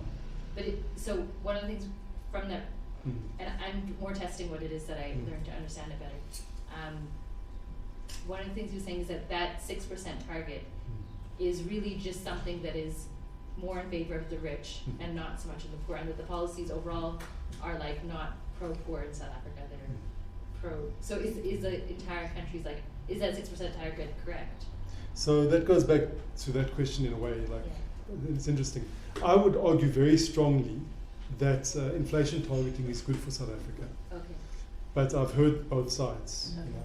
So I don't know, we can go into that. But basically, inflation targeting is important because we need to maintain a kind of check on our macroeconomic situation. If inflation starts to rise rapidly, it doesn't benefit the poor. It actually means that poor people will have to try and renegotiate their wages more often in order to afford bread and food and all that kind of stuff. If inflation is rising, inflation is not a pro-poor thing. Keeping inflation under control, I think, is preferable as a macroeconomic policy. The critics say that in order to keep inflation under control, you have to raise the interest rates, which means that we're not creating jobs. You know, that's their argument. And in that sense, it's against the poor. Because if we were able to create jobs, then poor people would have work. But they assume that by having high inflation, we will create jobs. And again, that is not correct. Okay, so I want to hear the other side. So by having high inflation, you're likely to create less jobs. Because investors will find that they will, it's a complicated thing, but their return on investment is going to be negatively. Like the Chinese and the Americans bought, the Chinese bought Standard Bank and the British bought ABSA. Now the value of their investments are way down because of the rand weakening. So it's a slightly different thing. So investors don't like inflation in their economy. So to assume that you're going to have more jobs created by having high inflation is not true. The other risk is that having high inflation will be bad for investment. High inflation will also risk hyperinflation. And then the costs of bringing down high inflation are high. So it's better to keep a lid on it. And the real growth must come from fiscal policy, so the government, and from the state-owned enterprises, because it's well proven in economics that monetary policy doesn't create jobs. All monetary policy can do is stabilize the economy and target inflation. It's not capable of anything else. So you need strong fiscal policy. You need strong fiscal policy. That's what I've been arguing for many years. It's a fiscal policy and supply-side reform. The state-owned enterprises need to be efficient. Service delivery needs to be efficient. Health, education, if that is done correctly, that's much better than having high inflation. High inflation is a chimera. It's a siren call. Yeah. I know this could be like quite a ridiculous argument, but what I think to myself is that, you know, this whole us being dependent on the rich who are not essentially assisting the situation. If you remove them, don't you think that now you're going to be forced to be independent or self-sustained, which means now you're going to force government entities to do what they should have been doing a long time ago, which is focus on education and service delivery and industrialization and maybe more African to African relations. We've got Botswana and Lesotho, our neighboring countries. You know, like why there's resources there's land, there's, you know, just that's why I'm kind of arguing that I don't care if they do. Do you have any information about the history of how African states who came into independence and post-colonization have dealt with their economic, have survived with the global changing economic policies?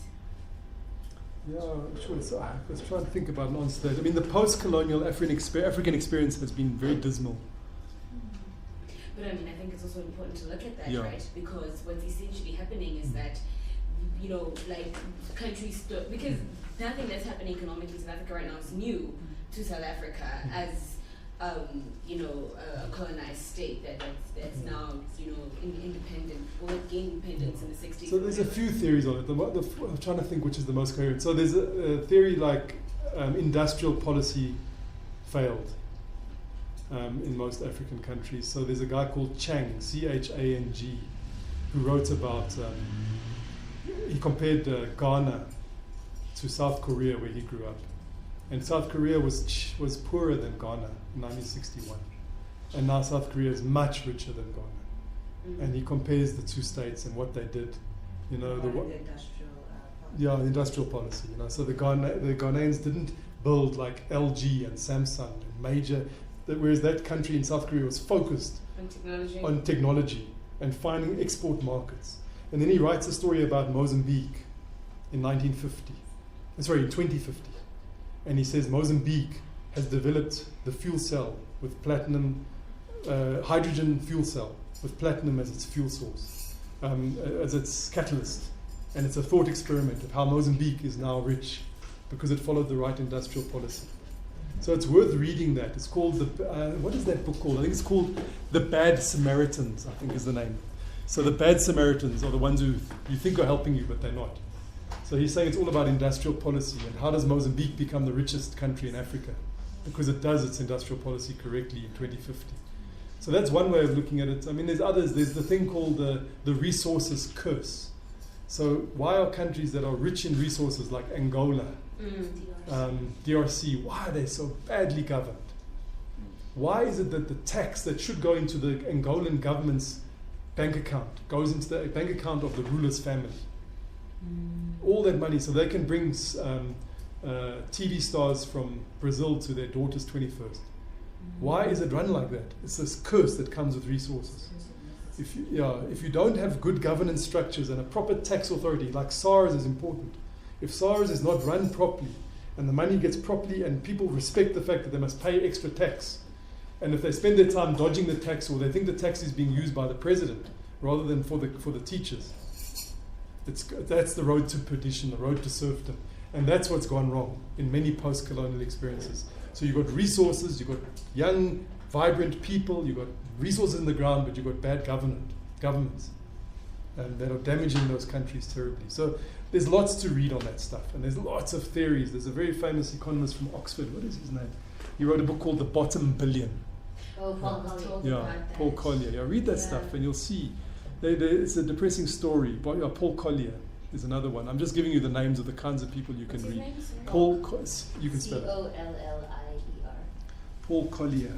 So you can read about post-colonial African experience, and it's something that we should learn from. You're quite right. Yeah. The Alchemist. Yeah, that's Coelho. Yeah. Paulo Coelho. It's a different guy. Yeah. So should we enter the final lap? Or should we just leave it there? Okay, we're going to push on. We're not going to get tired. We're not. I don't know. So now drivers on deregulation and financial. Thanks for asking. So what happened now? There's these two drivers of deregulation and financialization. Oh, do you still remember the thread of the story? Yes. Gold, fiat money, Keynesian high period, monetarism, neoliberalism. Oh, now, we didn't actually touch much on neoliberalism. Yeah, no, let's go there now. Okay, so now the drivers of deregulation and financialization that took place in this post-Keynesian period, there are two things I want to talk about. There's a few, but two is the rapid rise of cross-border capital flows and the loosening of the rules and restrictions on the banks and the financial sector. So those are two characteristics, stylized facts about this period of the 1980s, early 90s. Two big things happened. A rapid rise of capital flows. Now, I forgot to mention, it was on the slide, but the slide was hard to see. Under the Bretton Woods system, it was trying to encourage trade in goods and services through stabilization of the exchange rates, no currency wars, etc., with a bit of flexibility. Under this non-system post-Bretton Woods, the Bretton Woods system said it didn't deregulate capital flows. Okay, but in this period of deregulation, capital flows are a key characteristic. So what is the difference here? I'm confusing you with this. Have you heard of the balance of payments? Okay, the balance of payments is our account as South Africa or any country with all other countries of the world. There's three components of the balance of payments. Okay, there's goods and services. Then there is capital flows.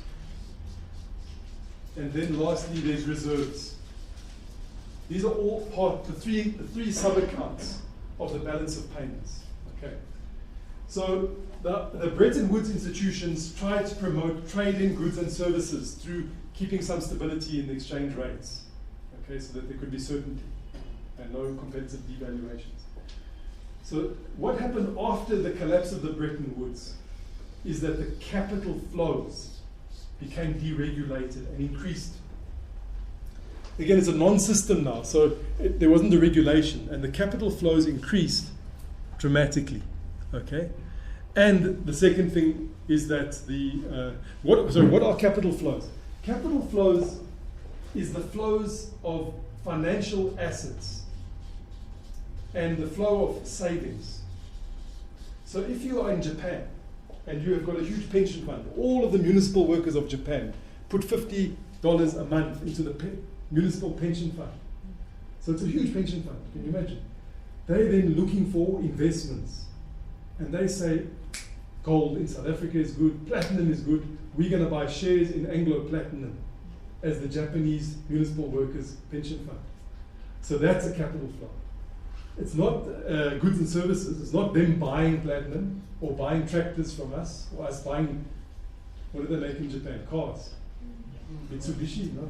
Yeah, Mitsubishi. Or those high ace that they made here under Japanese ownership.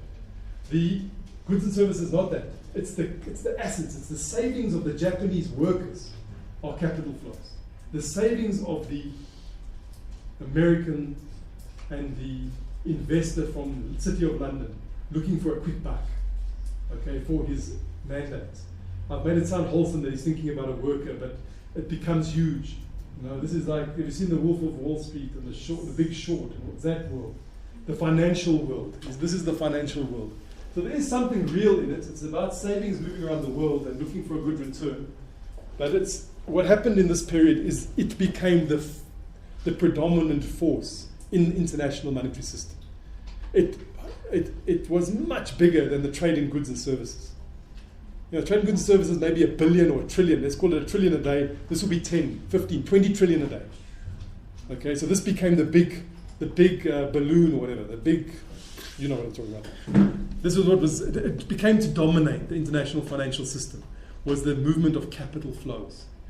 Okay. There was a thing called the Big Bang. Have you heard of the Big Bang? That was when we grew out of the primordial soup. There was a bang. And this was a different one. There was a big bang that took place in the 80s in London when they deregulated the market. There was a allow for free movement. So it all happened in the 80s, that this became the major thing. So I've talked about capital flows. I think I've gone in the wrong order, so let me just check that. Did I skip a slide? Okay, so a rapid rise in cross-border capital flows followed the collapse of Bretton Woods' system of pegged exchange rate. The value of capital flows, typically the purchase of assets such as stocks and bonds, has come to far outweigh the amount of resources involved in trade goods and services. These are known as hot money flows, which is distinct from FDI. FDI is foreign direct investment. That's when the Japanese investor opens a new high ace factory in Durban. Okay, that's foreign direct investment, and that's long-term investment. Short-term hot flows is when it can come for a few days or a few hours into an economy to get a return. It can buy the Anglo-American stock at $100 and sell it at $105 and give the Japanese fund $5 profit. No, it moves at that speed. Yeah. So I think we hear a lot about like encouraging FDI in South Africa. Yeah. But that does a similar thing on a longer scale. I think depending on how much tax they're subject to while they operate in South Africa. That's it. Yes. So you think it's equally dangerous? It's the same thing. I mean, there are, I think, more benefits accrue to the country while they are here. But I think in the long term, you're still extracting the wealth and resources from the country and exporting those profits. Do you think South Africa should invest in Africa? Yes. Yes. Then It's the same thing. does he? If you listen to him, you don't believe it, Yeah, because he's saying that we're going to rape Africa. Yeah. He's saying if we invest in Africa, we're going to rape it. No, but then listen. Yeah. But then what if we have the currency? Yes, if there's a currency flow. But this is what It's so this is much what more- many African countries are already saying about us, but a lot of us are deaf to what's being said because it's about us. Yeah. So But I don't. it's not about raping Yeah. Africa. Yeah. I'm so passionate about this. Yeah. It's about taking our culture and merging our culture with other cultures, learning a language, finding our own language, finding our own currency. The flow is not going to Europe or China or other countries that come here, build factories, and then take the money back. What our colleague is saying is that if you invest somewhere, you invest with the intention of making a profit. Yes. If you make a profit and you repatriate it to South Africa, is it fair to say you've raped Africa, or does it mean you've had a mutually beneficial consortium? We say exploit, it's different. Well, then South let's Africa not harbors use- a lot of Yeah. African foreigners and refugees that work in different sectors, and when you look at the informal economy on the other hand as well, is that if we do invest in Africa, is there, like, are we not, is it not then compensated for by the people who do come into the country, the people who work in There's a hand at the back, thank you. We're debating this very well. Yeah. There's a hand at the back, sorry, I've got a chair that's using. I don't think investment is equivalent To rape. Exploitation. Because if you look at what is happening around the world, you think maybe we're raping each other. So everyone is investing for Exactly. something. Yeah. So I think, but what is it that is, what you call it, this rape that is talking about? I think it is when, what you call this, the minerals are taken from the country without putting something there. Like what we have with the Anglo Gold and your, this Anglo-American, yeah, Anglo years, etc. They are not investing. They are the rapers. Okay, hold on, I've got that. Thank you. Just two more points. Is your hand up at the back? Okay, I apologize. I was being heuristic when I used that word. I'm not talking literally, but I'm just thinking that helps to. She was about to like, can you please not use that word? Then we don't use it, yeah. So Yeah, because that's very triggering, it's very violent. you're right. But I think what we're trying to work out is whether it's beneficial. Is investment beneficial? That is the question. Yeah. But can it not be sustainable investment? Well, okay, fine. We put in our factory in Angola in exchange for oil, and what we do is then we build a South African Angolan school or South African Angolan university where ideas and businesses are shared. Why can't we do But that? isn't that what Empire said like hundreds of years ago? Like, we're gonna go, we'll build a school, we'll help the people. I'm not saying we necessarily have to do it that way, Yes. but I think each Every every group that wants to enter another market, Yes. I don't think thinks of themselves as like, we're just gonna go and violently exploit these people. Yes. I think there's language and discourse around it that's like, it's gonna be good for them. But then that's So why we have ASRI, and we know in ASRI that when you go inside the community and you go and invest or you try to help people, you also get what they want in return. So There's before another- you build the factory, you get to know what they want. Thank And then you. you Last two start points, with then that. I'll carry on. Yeah. I think it's very interesting how the rest of the world is so keen on investing in Africa. And I'm very critical. I like to look at people's motives for everything they do. I like to examine why people act the way that they act. And I mean, like, Africa has one of the lowest literacy rates in like ever in the entire world. Our literacy and our numeracy is like very, very low. So I'm trying to, and the one time I posed this question once to somebody who was representing the USA, whatever, what they're trying to do in terms of, they say that they're trying to empower Africa with some kind of deal between the USA, Barack Obama's mission or whatever. And I posed this question to them, like, if your interests or your intentions are truly to empower Africa, then shouldn't your goal be to educate? And education in the sense where you impart skills, or it becomes a reciprocal relationship where Africans or people living in Africa are then given the means or the opportunity to develop themselves in terms of literacy and numeracy, where they can empower themselves. There isn't like this dependency relationship. So I always try and think about all these, can have all these wonderful things about, this country must invest here, that country must invest. But are these people essentially interested in empowering us, or they're just interested in looting us? And you find that a lot of these white countries are interested in looting. It's just perpetual looting. It's modernized. It's a modernized looting. It's modernized slavery. Because I mean, they come in here and they just extract our resources, be it intellectual, be it knowledge, be it skills, be it our actual natural resource, and then they leave and they do whatever they want in their countries, while we still have to bear the brunt of like sustained unemployment, sustained inequality, and sustained poverty. So I'm just thinking like we're living in a time where there's perpetual patriarchal capitalism, where you find these white countries who just love to use the generational type of looting. Okay, so we raised the debate here of autarky versus the open economy. So autarky is, what is autarky? Sounds like an autonomous. Yeah, it's when you go it alone. So you say, we're going to go it alone. Black man, you're on your own. Okay? North Korea, you're on your own. Cuba, you're on your own. And we will make sure we lift ourselves up without any input from anybody else. That's autarky. An open economy is one that I have been describing.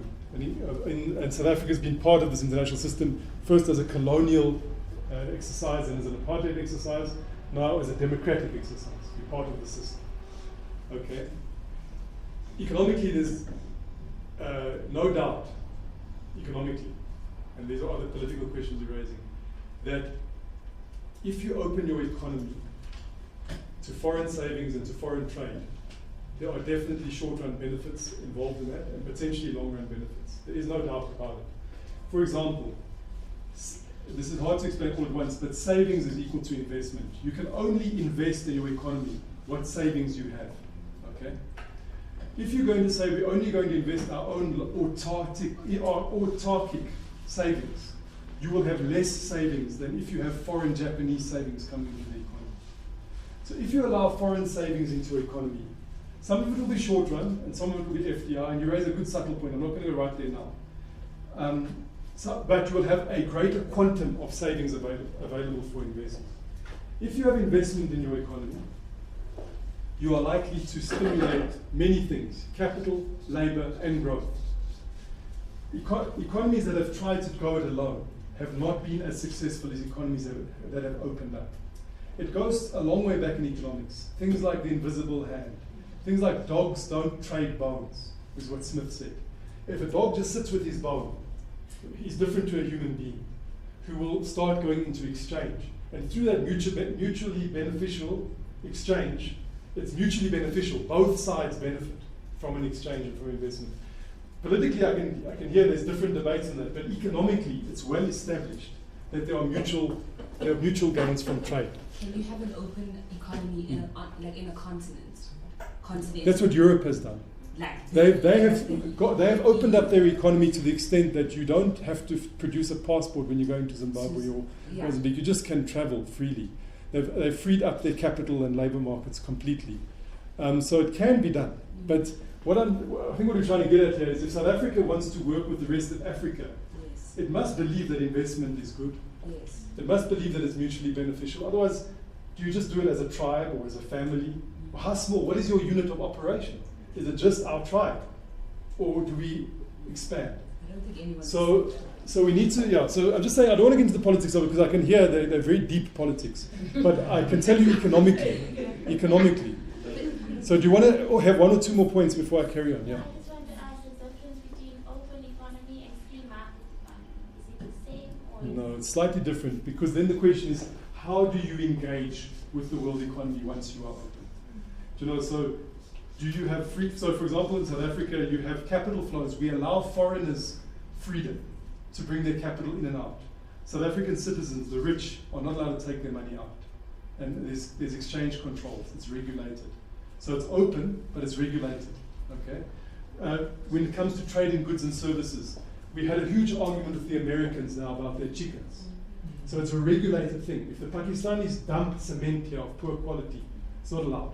If the Americans dump their chickens, they're forced our arm. Okay? So it's all regulated. It's not free completely. But the intention is to get the gains of increased integration. And then it's a question of how you do that. But if the intention is to go at your own, there is no good economic example of success on that. But they've been punished for going on their own. They haven't done it in a bubble. These countries are ostracized for trying to go it alone. Economically anyway. Well, see, when we were fighting apartheid, we wanted the apartheid government to be suffer from sanctions.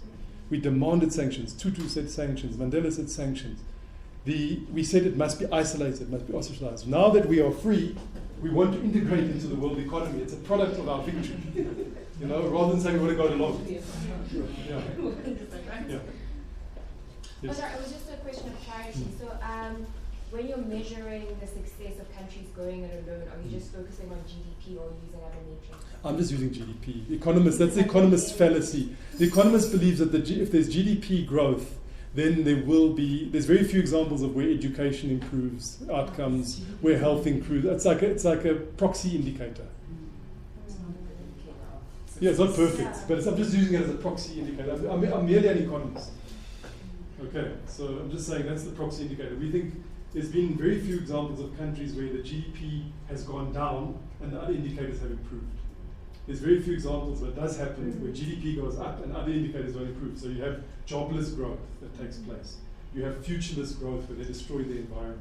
So you must look at those other indicators. But it's just a rough proxy that you don't want to argue for a declining GDP and investment because then the other indicators never come up. But growth can go up, it's asymmetrical, and other indicators don't come up. And that's when you have to address those. Those are structural problems. But I was arguing against the idea of cutting investment. I'm against that idea. Can I switch the model? When a country is determining how to structure FDI policy, are there models that account for the fact that because each country wants to attract capital, the incentives are skewed, right? And so there's, do the models account for the fact there's sort of a race to the bottom, in a sense, to have the most open, most successful environment for FDI?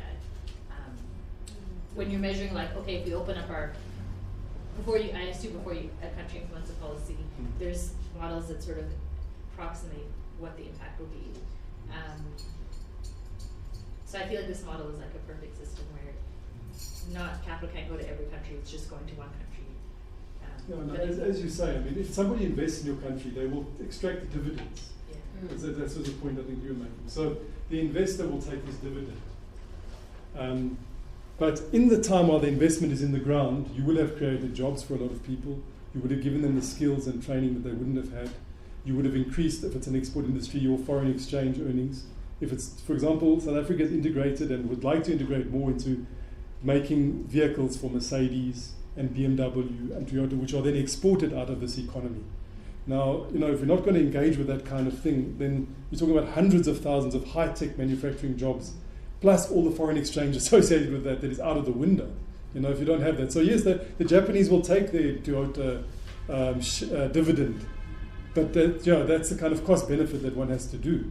Because if you remove that, the economy would be much weaker. All of that know-how, all of that capital, all those jobs, all that foreign exchange will not be in play. We wouldn't be sitting here in a nice room with electricity, potentially, if enough of that happened. Yeah. What do you think has been the factors which, now just looking at South Africa, right, has been the factors which have been contributing to the jobless growth that we are experiencing? The jobless growth we've been experiencing growth with job growth which hasn't been sufficiently fast. So the number of people who are employed in South Africa has increased over the years, up to about 13 million now, okay, from a lower figure of about 9 million. So we've created jobs, but we haven't created enough jobs for the number of people entering the job market. So therefore, unemployment has risen at the same time as the number of people employed has risen. Okay, you understand mathematically what I'm saying? There's a numerator and a denominator. The numerator has been growing, but the denominator has been growing more quickly. That's the number of people entering the market. So I think then the question is, I'm not sure. What's the quality of those jobs like? Some people say, the quality of our jobs is bad. People are car guards and it's not real. They want to get a job where they should have a pension and training scheme and medical aid and maternity leave. Those are the kind of jobs we want, So in fact, your 13 million is an overestimate if you remove the 2 million who are informal sector. That's not what people should be counting. So maybe I'm over-exaggerating it. Maybe we've created even less jobs than I say. But if you look at the jobs data, we've created jobs, just not sufficiently fast. Then the question is, what are the constraints? Why are we not creating jobs faster? That is the question. And that's a difficult question. The private sector blames the government. The government blames the private sector. The unions blame the government and the private sector. And everyone turns on that. So we as thinkers must think, well, what is the true argument here? What is the real reason? If electricity was being produced at a lower cost and was reliable a few years ago, then it would have been good for investment. We would have had more jobs. Okay. Now it's very expensive. If the global commodity cycle hadn't gone so poorly, we would have had more jobs. So there's a lot of things at play here. And I don't know, I can't put my finger on exactly. If education was better, maybe we'd have more entrepreneurs entering the system, not waiting for a job, but creating their own businesses. But people, there's so many things, my friend. As an economist, I can't put my finger on my feet. But there's many factors that play into the fact. I would say there's maybe 5 or 6 key factors which I tried to list that mean the number of jobs we're creating is not sufficient to keep up with the young people who are coming into the market every year. That is the problem. I need to go to these slides. If there's 2 of you, can you speak for 1 minute? If you want to start. No, just like on the issue of education and how it's also it plays a role in terms of the lack of creating jobs. It's also to do with the fact that globalization as a whole also impacts our education system, because our education, or rather our approach to education, is more finance driven, which isn't really equity driven. So it doesn't really cater to those who haven't had access. So it pretty much rewards those who are able to access quality education and then alienates those who can't. That's very well put. Last point. Thank you. Okay, so I've said this is the phase now. The one thing was the capital flows. The second thing that's happened in this period of deregulation and neoliberalism is that there have been a loosening of the rules on the financial sector. There's many examples of this. I'm just choosing one.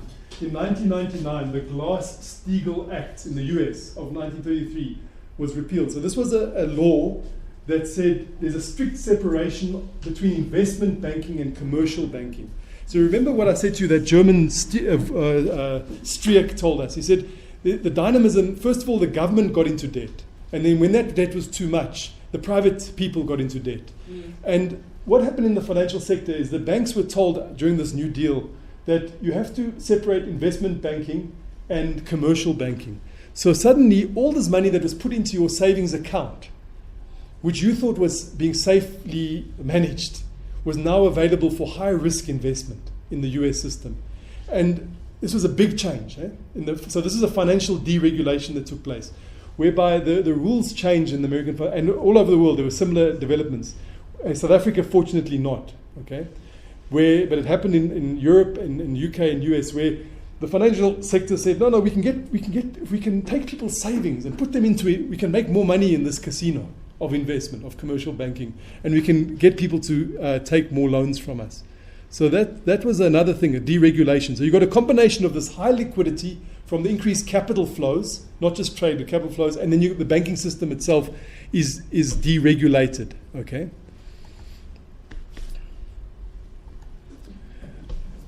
What happened then after that period? So this is all happening underneath the deregulation and stuff. The economists then talk about a period called the Great Moderation. This is from the late 1980s to the early 2000s, and has been described as a Great Moderation. In rich countries, business cycles became less intense, and inflation rates moderated around the world.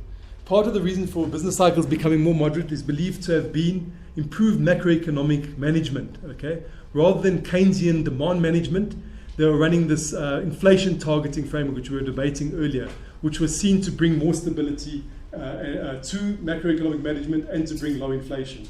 Also, very important in this Great Moderation was the entry. So I've been talking so much about America and Africa and China, and Europe. China and Eastern Europe in the late 80s and early 90s entered the global capitalist system. And this had a tremendous moderating effect on prices in the world economy. You can imagine suddenly there's these Polish, German, Chinese, East German workers, quite well skilled, entering the system at low wages. Okay? Throughout the world, it changed, so it transmitted low wages throughout the economy. The guy who you should read about, I mean, we know about Mao Zedong and that, but he's Deng Xiaoping. Deng Xiaoping was famous for saying, it doesn't matter if a cat is white or black, as long as it catches the mice. Okay? So he's saying he wants his economy to work. He's not going to worry if it's black or white or red or whatever, it does work. And he was very, and Deng, and he was, I mean, if you read his history, this man suffered. He was a lieutenant fighting the war with Mao. And then Mao would have these mood swings all the time. Throw him in jail, throw his children in jail, put him out, take him on, and he just stuck to his program. And then when he became, as he was about to become leader, the Gang of Five, who was Mao Zedong's wife, who had led the Cultural Revolution. You know about the Cultural Revolution where the young people rose up with Mao stoking them and said anyone who's got an education is a collaborator with the system. Anyone who's got an education must. They put the teachers with dunce caps in the corner and mocked them, for being educated because you were a sellout if you had collaborated with the system. Only the young people are pure. Okay. And Deng and Mao's wife was leading the Gang of Five, and she said she tried to get him thrown in jail, and the Chinese army had to whisk him off and keep him safe. And finally, the Gang of Five were put away, and he became the leader of China. And he was this moderate, economically thinking man who said the way we can help the Chinese people is to integrate China into the world economy, not autarky, open economy. The effect this had on the global economy, you have grown up in this time when I was young, China was nothing. China has only become something in the last 20 years, to the point where it's the second biggest economy in the world, and it played into this what do they call it? This great moderation. I just want to say, China was open in its own terms, so it wasn't told you can only surpass raw materials. Yeah, so it's like if we as Africans saying we're going to do it with Africa on our own terms. On our own terms. Absolutely, that's what I'm saying. There's different ways of opening. Like we don't let the rich they can take their money away illegally. You saw that illicit flows and all that. But legally, if we can keep our authority here, we can manage these things. China says it's a peaceful rise. It characterizes itself as it's always been the Middle Kingdom. China is the Middle Kingdom. It's always been the most powerful country on earth. And it has been held down for a short time, and now it's rising again. That's how it perceives itself. It is the world's power. It's the Middle Kingdom. Everyone else is around China. But the way they treat their people is Excuse me? No. Yeah. No, I'm just telling you what that's their ideology. The Middle Kingdom is rising. And this played a big role in the global economy because suddenly you got 1 billion people, and now India's there as well with its 1 billion people. Also, it was under Nehru and all of that, and going into what was her name? Gandhi. Indira Gandhi. Congress Party was quite autarkic, quite socialist, and then it fell. Congress fell, and was replaced by the BJP, which is a Hindu nationalist, very chauvinistic party, anti-Muslim, anti-Christian, but it was a free market party. It got rid of what they called the license Raj. The license Raj was you had to get a license. The Raj was you had to get a license for everything in India. They say if you die in India, you don't see a white light, you see somebody at a desk who's going to take your near-death experience. He wants to know where's your license. So it all changed with this kind of modernist thing. So yeah, so you got these Indians, Chinese, Eastern Europeans entering this global system. Great moderation, prices are down. So almost like they were the gold standard. They were the fix. Everything was pushed down by the entry of these billion people into the system. Okay.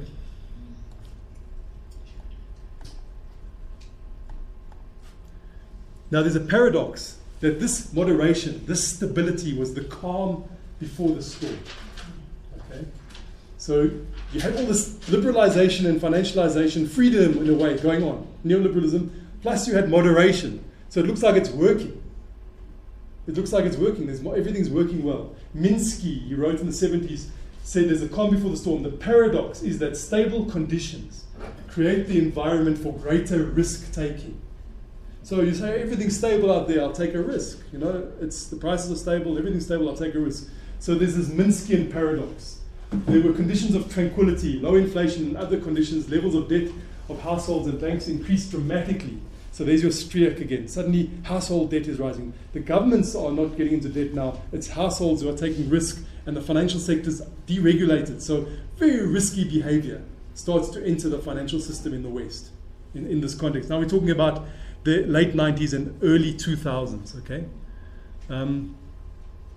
Extreme financialization occurred, a rise in household and bank debt fueled. A US house rose by 90%, the price, between 2000 and 2006. You've heard of these ninja loans. So no income, no job, you get a bond.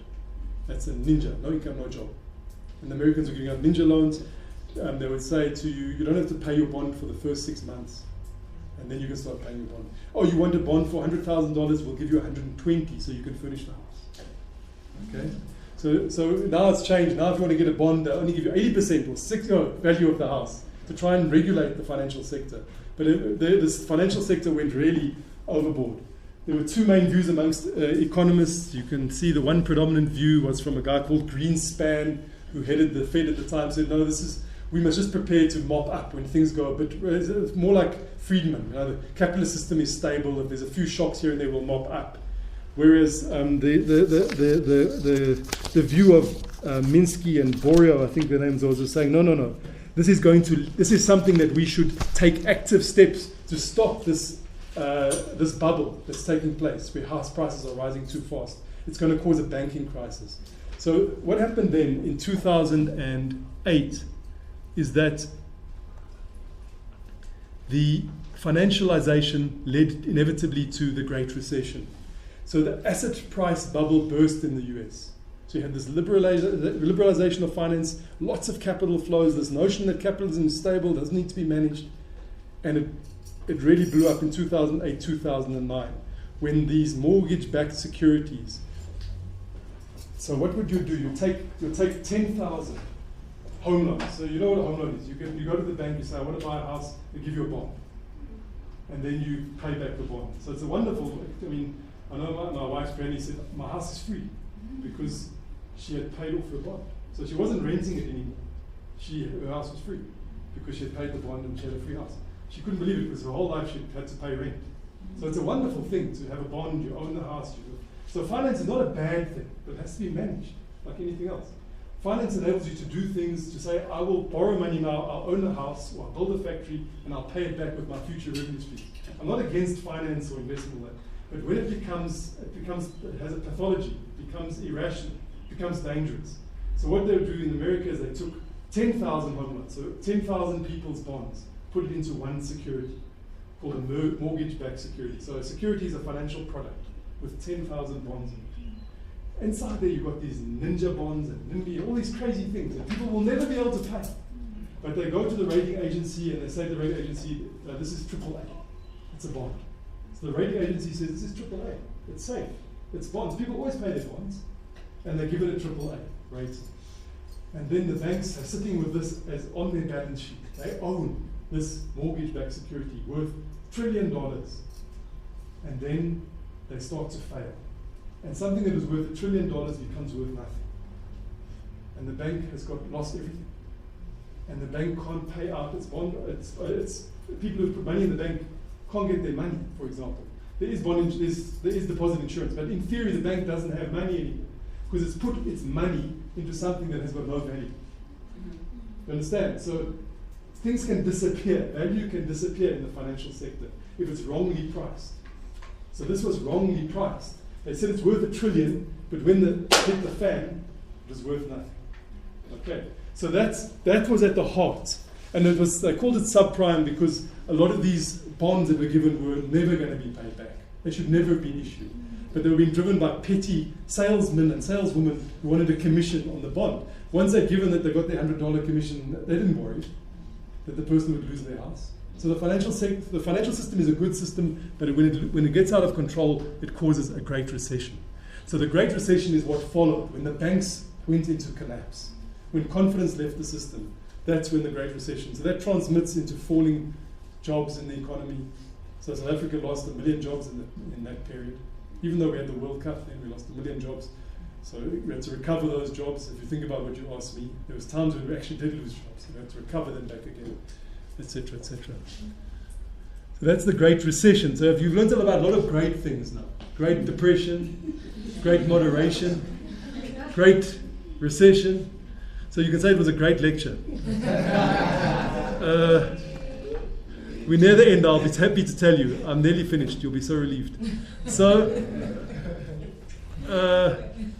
the policy response to the Great Recession. There's 2 slides left. And I've got what? How many more minutes? 5 minutes.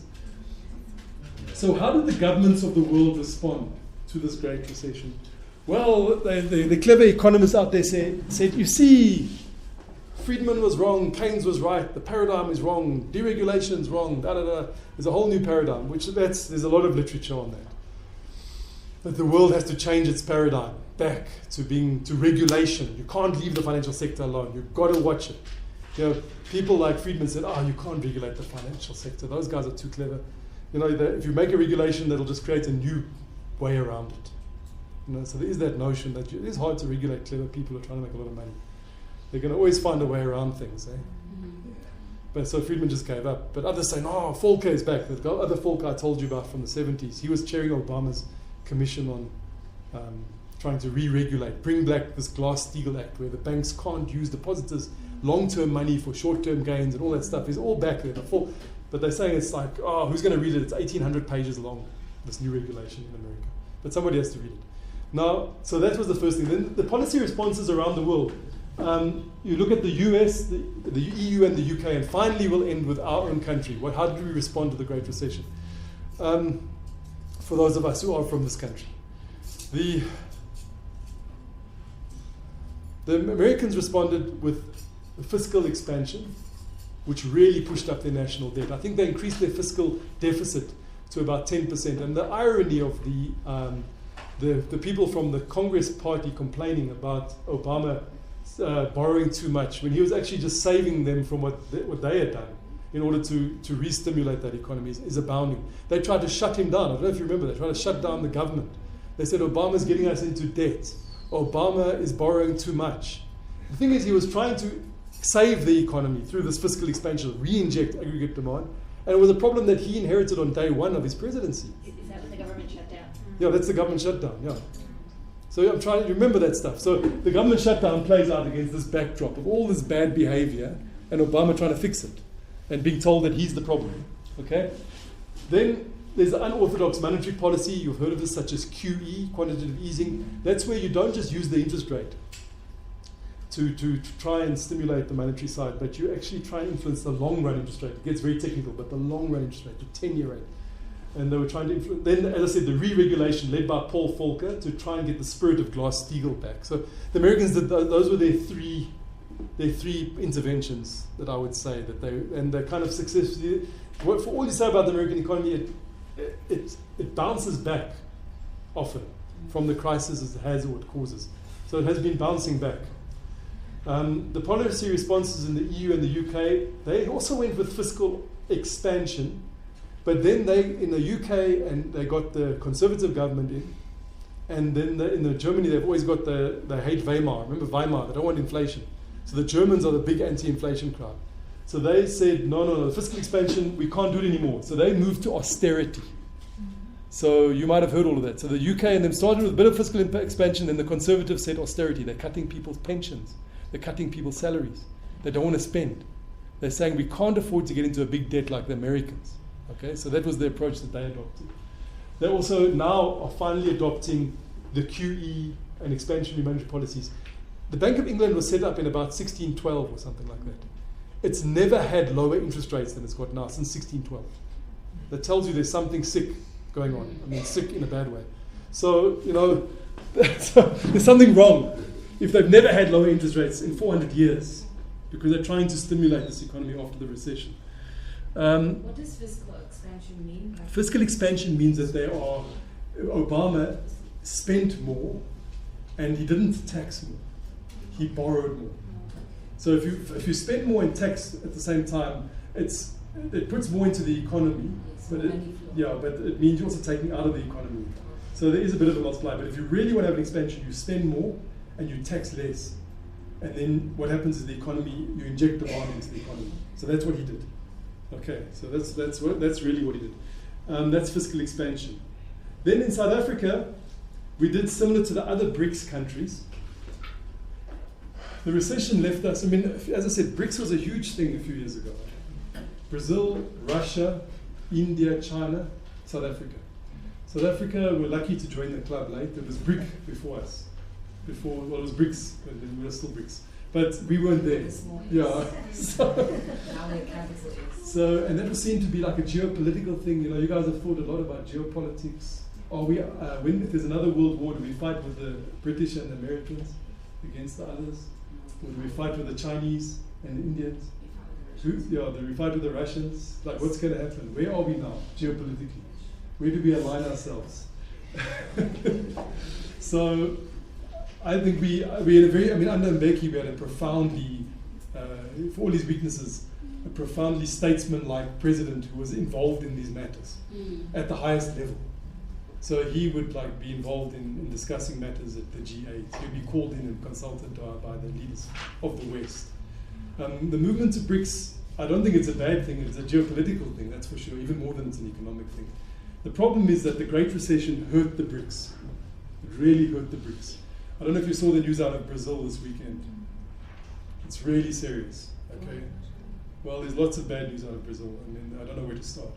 So Brazil is, the economy is shrinking at 4%. You know, we say we've got low growth, but the economy is shrinking. Yeah. The Lula was arrested. Yeah, she was. He. Lula's like the Mandela of Brazil. He was the prior leader of Brazil. He was arrested. They went and took him out of his house. They want to impeach the president. What's her name? Dilma Rousseff. Yeah. So Brazil's having a very difficult time. Russia is an oil producer. It's really suffering, and it's geopolitically up to very strange things where it's involved. India is the shining star. India remains the shining star in the BRICS. China is still the powerhouse, but it's going through a bit of an ailment because its growth has dropped from 7% to 5%. And South Africa is also like the rest, its growth has dropped. And there's nothing more damaging in macroeconomics than low growth. High growth is good. Low growth is bad. High growth means that your government can tax more, can redistribute more wealth. Low growth means there's less available for redistribution. So it's a very serious situation. But what we did is we did a fiscal expansion. This led to us rising debt. So when Zuma came into office, our national debt was 20% of our GDP. Now in the budget where Pravin Gordhan announced it last week, he said he wants it to rise more than 50% of our GDP. So we have, and this is not about Nkandla, don't get me wrong. This is about macroeconomic policy, where we said, like Obama, we're going to have a fiscal expansion. We're going to spend more, we're going to tax less, and we're going to take ourselves out of this recession, this great recession. But it hasn't worked in that sense because growth has remained low. In America, growth has bounced.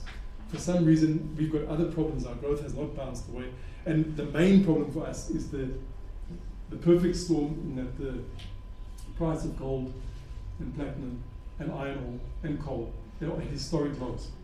So if we had done our fiscal expansion and the price of gold and platinum and coal had stayed up, I think we wouldn't have been in this situation because those mining companies would all be profitable, paying their tax, and we wouldn't be in such debt.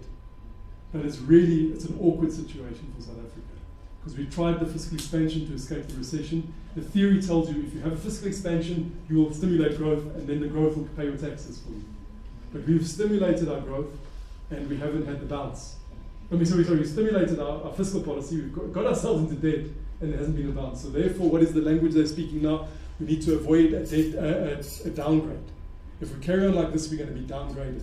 We're going to be like the poor man going to the bank who has to pay 15% interest and not 13% interest if we get downgraded as a country. When we go to borrow money, we have to pay more interest if we get downgraded. And they're trying to avoid the downgrade by saying we're going to accelerate the process of fiscal consolidation, which is very similar to austerity. But we're going to try not to employ more public servants. Can be difficult if you need doctors and nurses, teachers. How do you say to a school we're not going to take teachers? It's policemen, people involved in that. and we're going to tax more. We're going to take more tax out of this economy. Taking tax out of the economy, yeah, it's good to take it out of the rich, but at some point it can slow the economy down if you tax too much. Yeah. From what we've been discussing, it shows that interest rates create a lot of dubious debt. A credit rating, it's an image thing at the end of the day. So I wanted to ask, how, hypothetically, how would a macroeconomic model that does not recognize interest, what would that look like, and what would that do? And how would you reduce inflation? No, I don't know why you're saying that. I don't understand. What do you mean it creates dubious debt? Your credit rating falling is a confidence issue. And then you have to pay back it's more not. It's not. It's a real issue. Because it's based on your ability to pay back your debts. So if they look at your books and they say your debt is too high, and if you've got a high debt, it means when they tax you, more and more of the money you take from the taxpayer has to be paid back as interest. So if your debt is too big, your money can't even go to the teachers and things like that because you have to pay your debts first. But if there wasn't interest, you would pay your debt and not have it balloon like that. You see, interest or riba or whatever, I mean, I don't know what you call it. Interest is, for me, it's a different kind of question you're asking me. Because even there's a thing, this is the last point I'm going to make because I'm out of my depth. But in the movement from what you call financial intermediation, okay, where you transform savings into investment, the Western financial system uses interest. I don't know what they use in the Islamic financial system, but they must use something. What do they use? Profit. So whether you call it profit or interest, it's the same thing. Profit equals interest. If you strip away, okay. I think maybe if it's called profit rather than interest, fixed and you know what you're going to pay at the it end. might lead to less of the financial problems I've spoken about. That I agree with. But we must assume that in the Western and Islamic system, there is something that's similar, that holds between the two systems. So your savings will increase if the interest rate increases. Because people will say, okay, if I save, I'm going to get more interest or profit, okay, out of this. So, and then the investment will increase if the interest rate or profit falls, okay, in both systems. Because, so what this is called is a process of financial intermediation. People who've got a lot of money, they can put their money into a bank, Islamic bank or Western bank. That bank can then put that money into profitable exercises, okay? So if you save, your saving, so the savings of millions of people could be transformed into the profitable building of 3 or 4 factories. Because obviously it's much more expensive to build a factory. This is the process of transformation, intermediation. You change from savings to investment. It's my contention, without knowing very much, that these are different, but there's some similarities between the two. Because the profit that is got from this investment has to get paid back to the person who saved. So you'll call it a profit going back. In the Western system, it's an interest rate going back. Because they're gaining a profit out of this, which can get paid back to the saver. So you can earn something on your saving. Maybe this is more open to abuse, but I'm not sure. I'm not sure. But they both financial systems are taking savings and turning them into investment. Am I right as far as that is concerned? And both of them pay the investor and the saver. Yes. The saver gets paid something for saving, and the investor has to pay something for taking the investment from the bank. Am I right? So if you borrow from the bank, you have to... Say I wanted to buy a house and it's finance, I would go to the bank and have them buy the house and then pay them back. So that takes away the need for interest. The bank owns the house, and every time I make an installment, I own a greater percentage of the house. Yes, but do you pay them the price of the house? Yes. You know, at the plus an administrative fee. The point is that when I start off, I know how much I'm going to pay. Yes, but is it the same as the current value of the house? No, it might be. Yeah, it's more. See, so it's more. So be more, but it's not volatile like that. People lost their houses in America after paying the amount of the house and then. So I'm out of my depth, but I think I'm trying to. I don't know. Do you want to say anything on it? Because I think they will have to pay more, because you can't pay the same amount, because then there's the time value of money and all kinds of things that come into play. Yeah. Yes. Last point. Thanks very much. Game over. Thanks. I think that was the last slide. Scroll down. And the supply side reforms. You'd have to, you ask Samaya. Okay, guys, sorry for that tiring lecture. I can see you did. That's like 6 months of the Thank you. Thanks, guys. Yeah. Good luck with the rest of your learning. Eh? Thank you. Okay, on behalf of everyone, we'd like to thank you very much for the great lecture. Even though you took more time, we learned a lot. So yeah, let's go guys. Okay, thank you.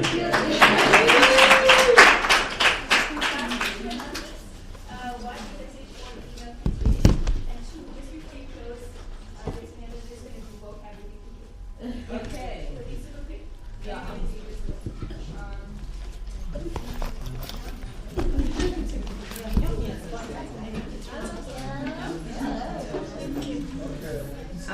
Anita.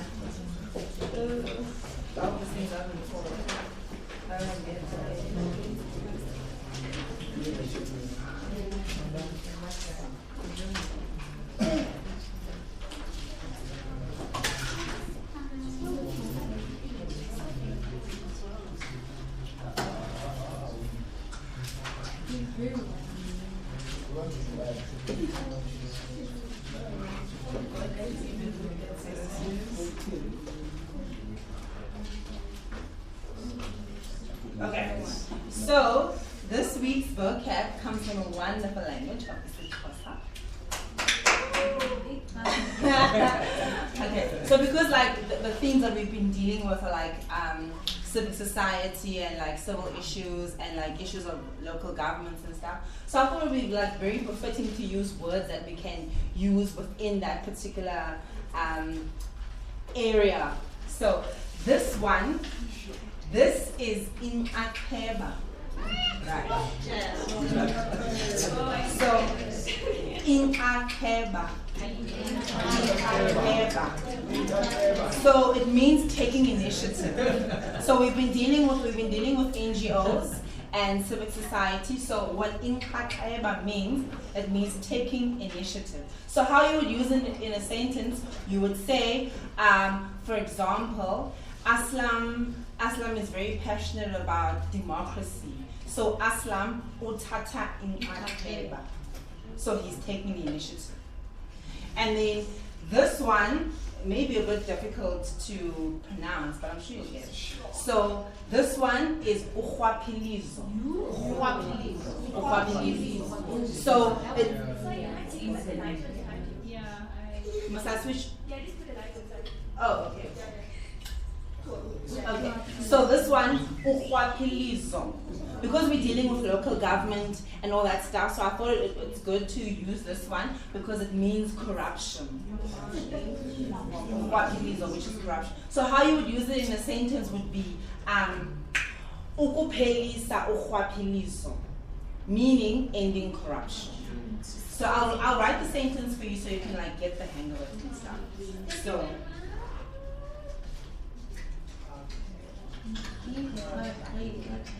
Please say the first one again. Inakeba. So you only put like the H emphasis after the second X. So this sound is shorter than this one. So inakeba. And then